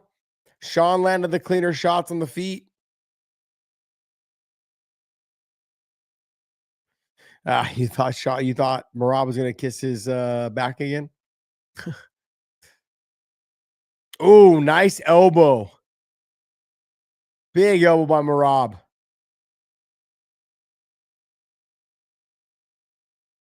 That front headlock is key. That helps keep someone broken down. Oh, horrible camera angles. How'd you guys score round one? Go ahead, drop your scores. Round one, round one. My score, I'm going to give it to Merab. Merab stole it at the very end. Sean, I mean, I thought had more punches landed on the feet, but nothing that really damaged Merab or nothing that really landed like a real significant strike. That there was one or two elbows that Merab landed, plus the takedown of the control. He took him down twice, was able in that last takedown to control for about 45 seconds. I'm going to give it to Merab. Very close round, though. If it went the other way, I'm not mad at it. I'm not mad at it. So it depends on how you want to do it. Yeah, I have it 10. I have it 10-9 Merab for round one. Yeah, I can't be mad at it. Like if you went the other way, if you went with Sean, because he had more of the movement, he won more of the round. But who controlled that last and landed the harder shot? I had the hardest shot was landed by Merab, the elbow from the top position, at least from what I saw. I want to see Sean get busier with the push kick up to the face, up to the body. My ESPN app's glitching a little bit, so hopefully this thing doesn't pop off on me. Here we go. I love what Sean's doing, though. Sean's putting the pressure and making Merab fight an uncomfortable fight moving backwards. When Merab is the one walking forward and dictating not just the pace, but the action, all the feints, the herky jerkiness. When Merab's dictating all that, he's dangerous. Like he's somebody that he's controlling the tempo of the fight. And that's hard to fight guys like that. Sean is better when he's the one, doing what, like the herky jerkiness and the feints, mixing up the striking, the push kick to the body, the spinning back fist or spinning back kicks, all of those things. See, now Sean's on his back foot. You cannot allow him to do this. He's got to be coming forward against Merab. Ooh, big shots right there by Merab. See, this is where Sean needs to stay. Ooh, that was a nice right hand, though. Sean needs to keep that back foot off the fence. He likes, big straight right. Just missed with that knee, though, too. Oh, what a beautiful performance. Sean's looking good, guys. Sean's looking really good.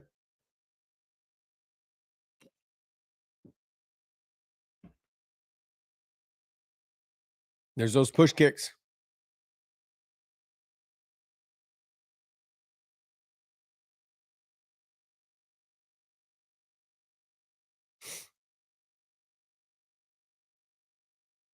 Does anybody else's ESPN app keep skipping? Fine, skip. It's like skipping like 2 or 3 seconds and then jumping. Sean looking good. The push kick, the jabs. Then he's going, ooh, there it is. Nice turnout on that. Great job by Sean O'Malley.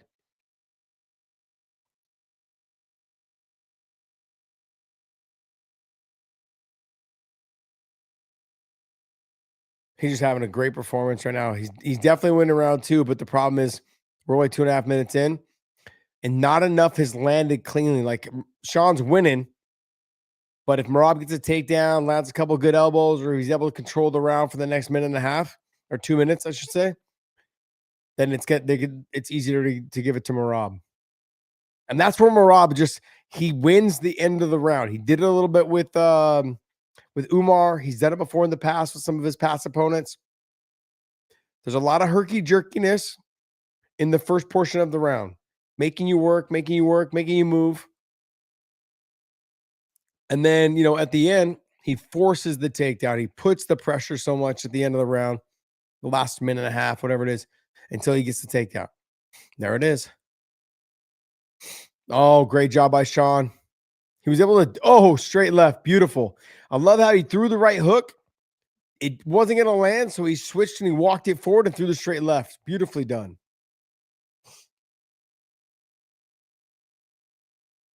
Great job.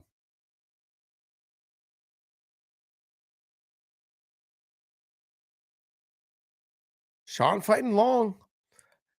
The next question is, can Sean keep up this type of movement for 5 rounds? I don't care how good you are on the feet. You've got to be able to keep this movement up, because Corey Sandhagen talked a lot about it too when he fought Umar.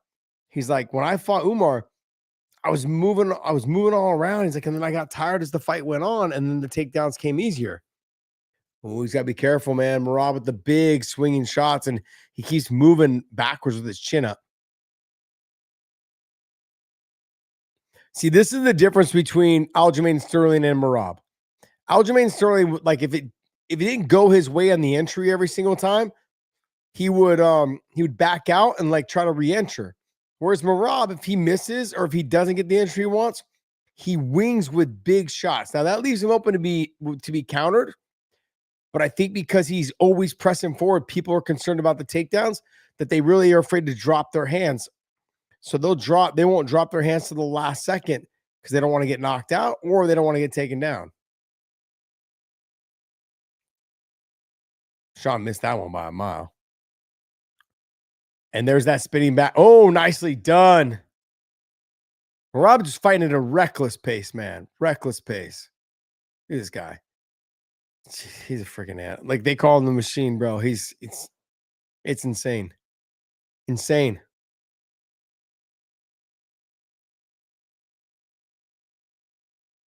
Absolutely wild that how do you guys have it? I have O'Malley winning that round. So I have it 1-1. You guys have it 1-1?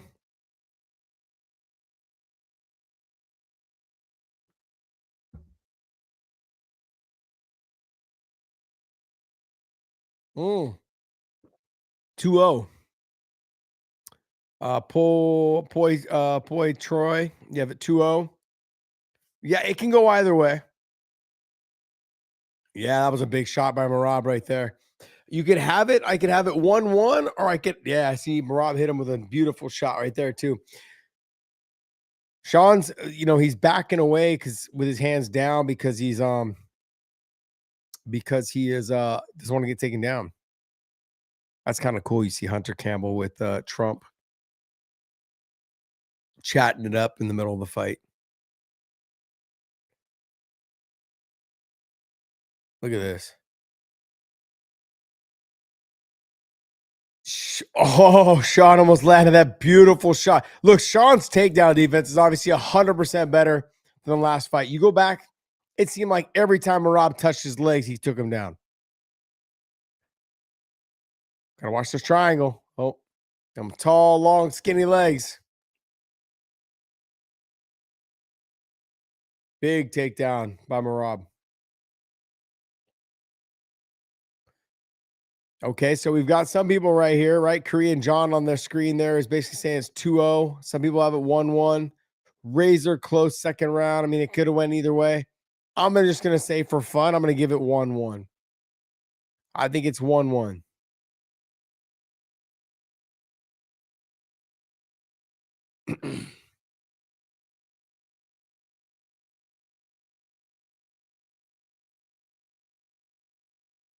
I mean, how interesting, how great of a fight though would it be with Corey Sandhagen and Sean O'Malley? Not that I'm rooting against Marab. I'm just saying I'd like to see that fight. I would like to see the Sean O'Malley and Corey Sandhagen fight. Marab's combos are crazy. I mean, are we calling them combos? Because there's not really any rhyme or reason. There really is just a bunch of loopy overhand rights and lefts. It's like one after the other. But yeah, it is. It is. It is. They are crazy because you don't know where they're coming from. You know, are they coming down by the waist? Are they coming like up top, overhand rights, overhand lefts, whatever it is. Rue says 2-0 Marab, but I am suspicious to score O'Malley fights because I dislike him. so, so you're biased. I like that you can admit it though. Beyonce, Sean would be it. Yeah, I think Corey and Sean would be a fantastic fight. That's just for my own selfish reasons. Absolutely.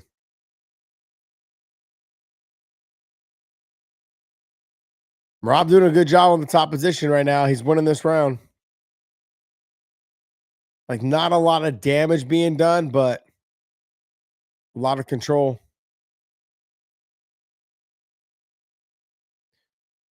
There's some elbows. He's drowning Sean. This is what everyone talks about. This is what everybody talks about. I mean, are we going to see Marab go up to 145? I mean, that's the next question. Do we see Marab go up to 145? I mean, I know he did the interview talking about he doesn't want to fight Volkanovski. He's like, I'd rather kill myself to get to 135 than fight him.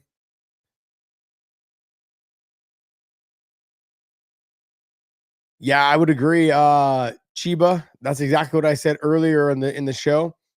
I thought the best fight at the 135-pound division was going to be Peter Yan versus Umar. I get the feeling that they're trying to avoid fighting each other. You know, both Russians. You know, one from Dagestan, one from somewhere else in Russia. But yeah, I thought so too. I think that's one of the best fights. Sean gets back up and then back down. Oof, that's a lot of work to get back to your feet. Sean's struggling right now. Oh, I like what Marab did there. He covered that leg over real quick. Wasn't able to stop him from standing up, but Sean's got to make something happen here. Sean could still this round. If he lands one or two good shots, able to make some space. Ooh, beautiful takedown. Spoke too soon, ladies and gentlemen. Spoke too soon. Nice knees. Great work by Marab, though. Staying busy from the top position, making the judges realize, like showing the judges that, hey, I'm busy on top. I'm controlling the top position. I'm dominating this fighter. I'm letting it. I wouldn't say letting him up. Oh, watch the choke. Watch the choke. Good job. Good defense by Sean. Still kind of in. Still kind of in. Oh, snap. Caught him with a submission.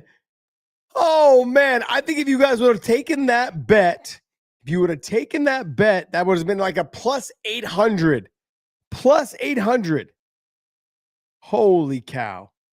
Let's see. Marab by submission. Let's go. Let's take a look. What do you guys got? Somebody, this is why we have producers, so they can look this up faster. Holy cow. Wow. Man, insane. Insane. Hits him with the submission. I honestly, I would have never have thought, because Marab just doesn't get the credit. He never gets the credit for his ability to finish because he lacks the finishes. Oh man. Yeah, I don't see what the odds were when it all happened, but it was somewhere around that. I believe it was like a +8. It was like a +800 for him to win by submission. It might have been KO, but I mean to win, man, absolutely insane. Insane. Oh, guys, calm down. Poi Troy, disrespectful. They gave O'Malley the rematch. I mean, it's not really, you know. I think what happened is obviously the UFC knew that he was injured going into the first fight. Sean looked a lot better in this fight. He just wasn't able to stop the machine. And obviously not a lot of people have. I mean, he hasn't lost in I don't know umpteens forever. I think he's tied now with Anderson Silva. I think I think GSP and like one other person. I think John Jones. I think there's only like three people that have as many. He's on this many of a fight win streak. He sets it up nicely. It's like that front little neck crank. Sean looks like he's free. He's not free. Sits it back. Sucks all the life out of him. Insane. Insane. Damn. Hey guys, if you guys have any questions, man, I'm going to go ahead and listen. Let's go ahead and listen to some of this interview. Holy cow. Insane.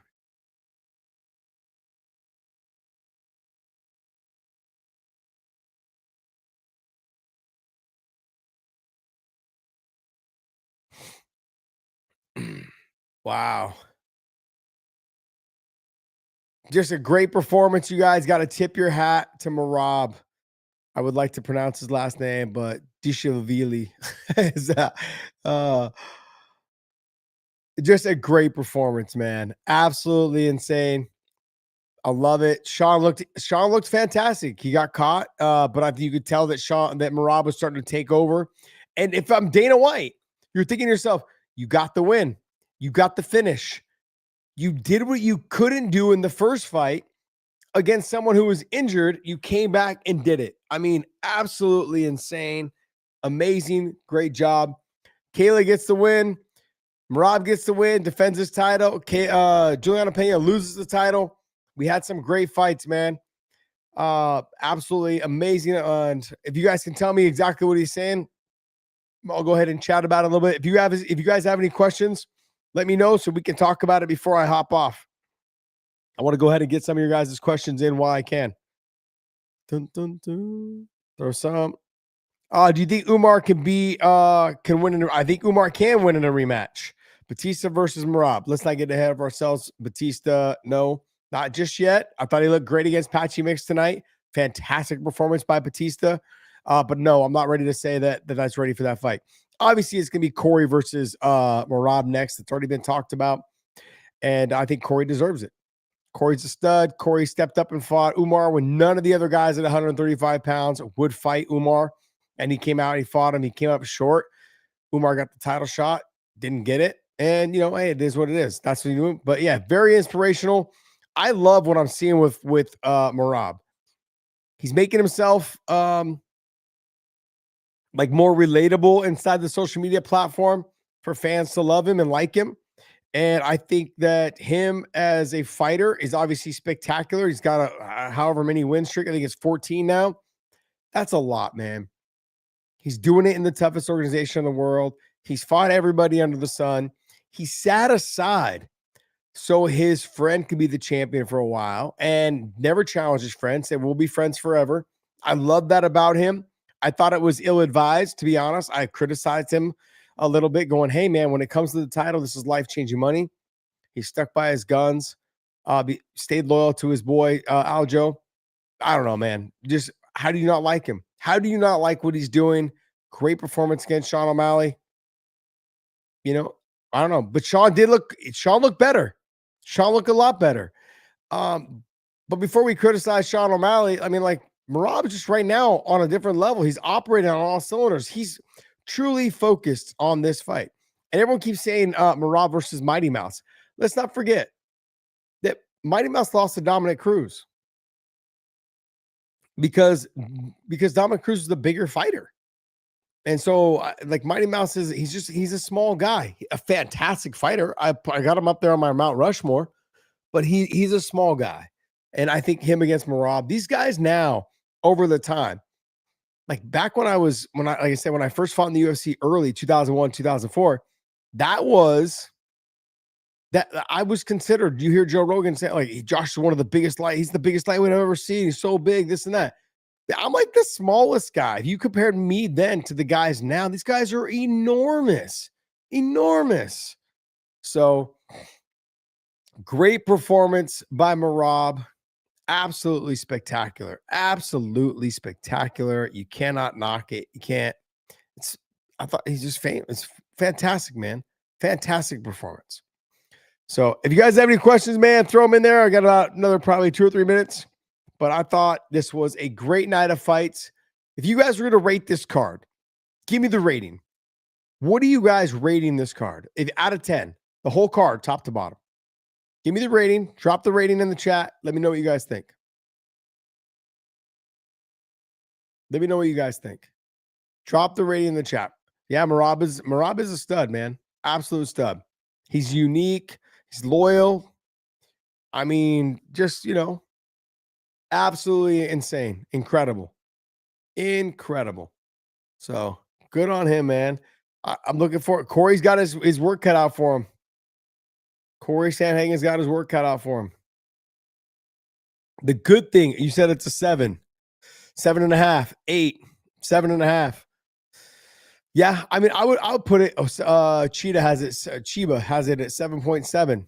I'm gonna put it right there. Oh, someone has it a 5. Jared Stone. What are we doing, bro? 5. That was not a 5. I'd give it around an 8. I'd say maybe an 8.2.5. 8.2.5. I put it up there. It's a good card. It was a good card. The finish, the main event, anytime it ends in a finish, the main event, it makes it easier for people to give it a little bit higher number. Absolutely. Oh, let's hear what Sean has to say. Give me some input on what Sean has to say. Obviously very frustrated.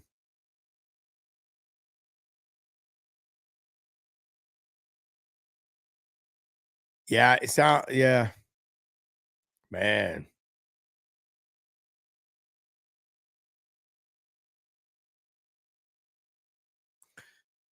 Oh man, you guys. It says Ryan Simpson. Man, why are you talking trash on me, bro?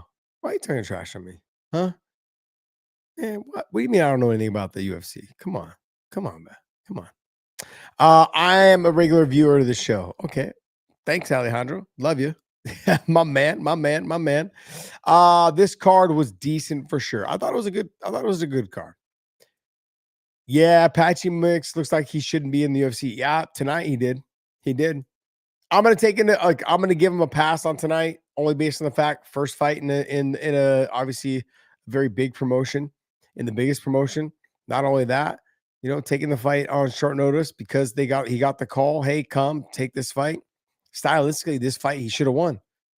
Everything about this fight said to me he was going to win this fight. I thought for sure he would have subbed Mario Batista, but you can't stand and bang with someone you shouldn't be standing with. Like you should have just been out there trying to get the takedown, put the pressure, all of those things. Your jiu-jitsu only works if you can get the takedown. So, all right, ladies and gentlemen, we're going to wrap this up. I got to go ahead and jump on with Big John now. We've got a film. So I want to thank you guys so much for supporting me throughout this whole thing. You guys were killing it with the super chats. Also, if you guys like Drink Element, use the link down below in the descriptions. With every purchase, they give you a bonus package of all their samples. And so, and all their flavors, check them out. There's no sugar in it, no dodgy ingredients, all the other stuff. They sell it in the can form like this, or they sell it like in the little packet so you can take with you with the bottle of water. So I want to thank you guys for continuing to support this show, this podcast. You want to support us, support our sponsors. And if those of you guys remember, this used to be the Sammy and the Punk. Oops, I'm feeling my nipple. Used to be Sammy and the Punk logo. This is what this show started on before Big John and I started doing the podcast.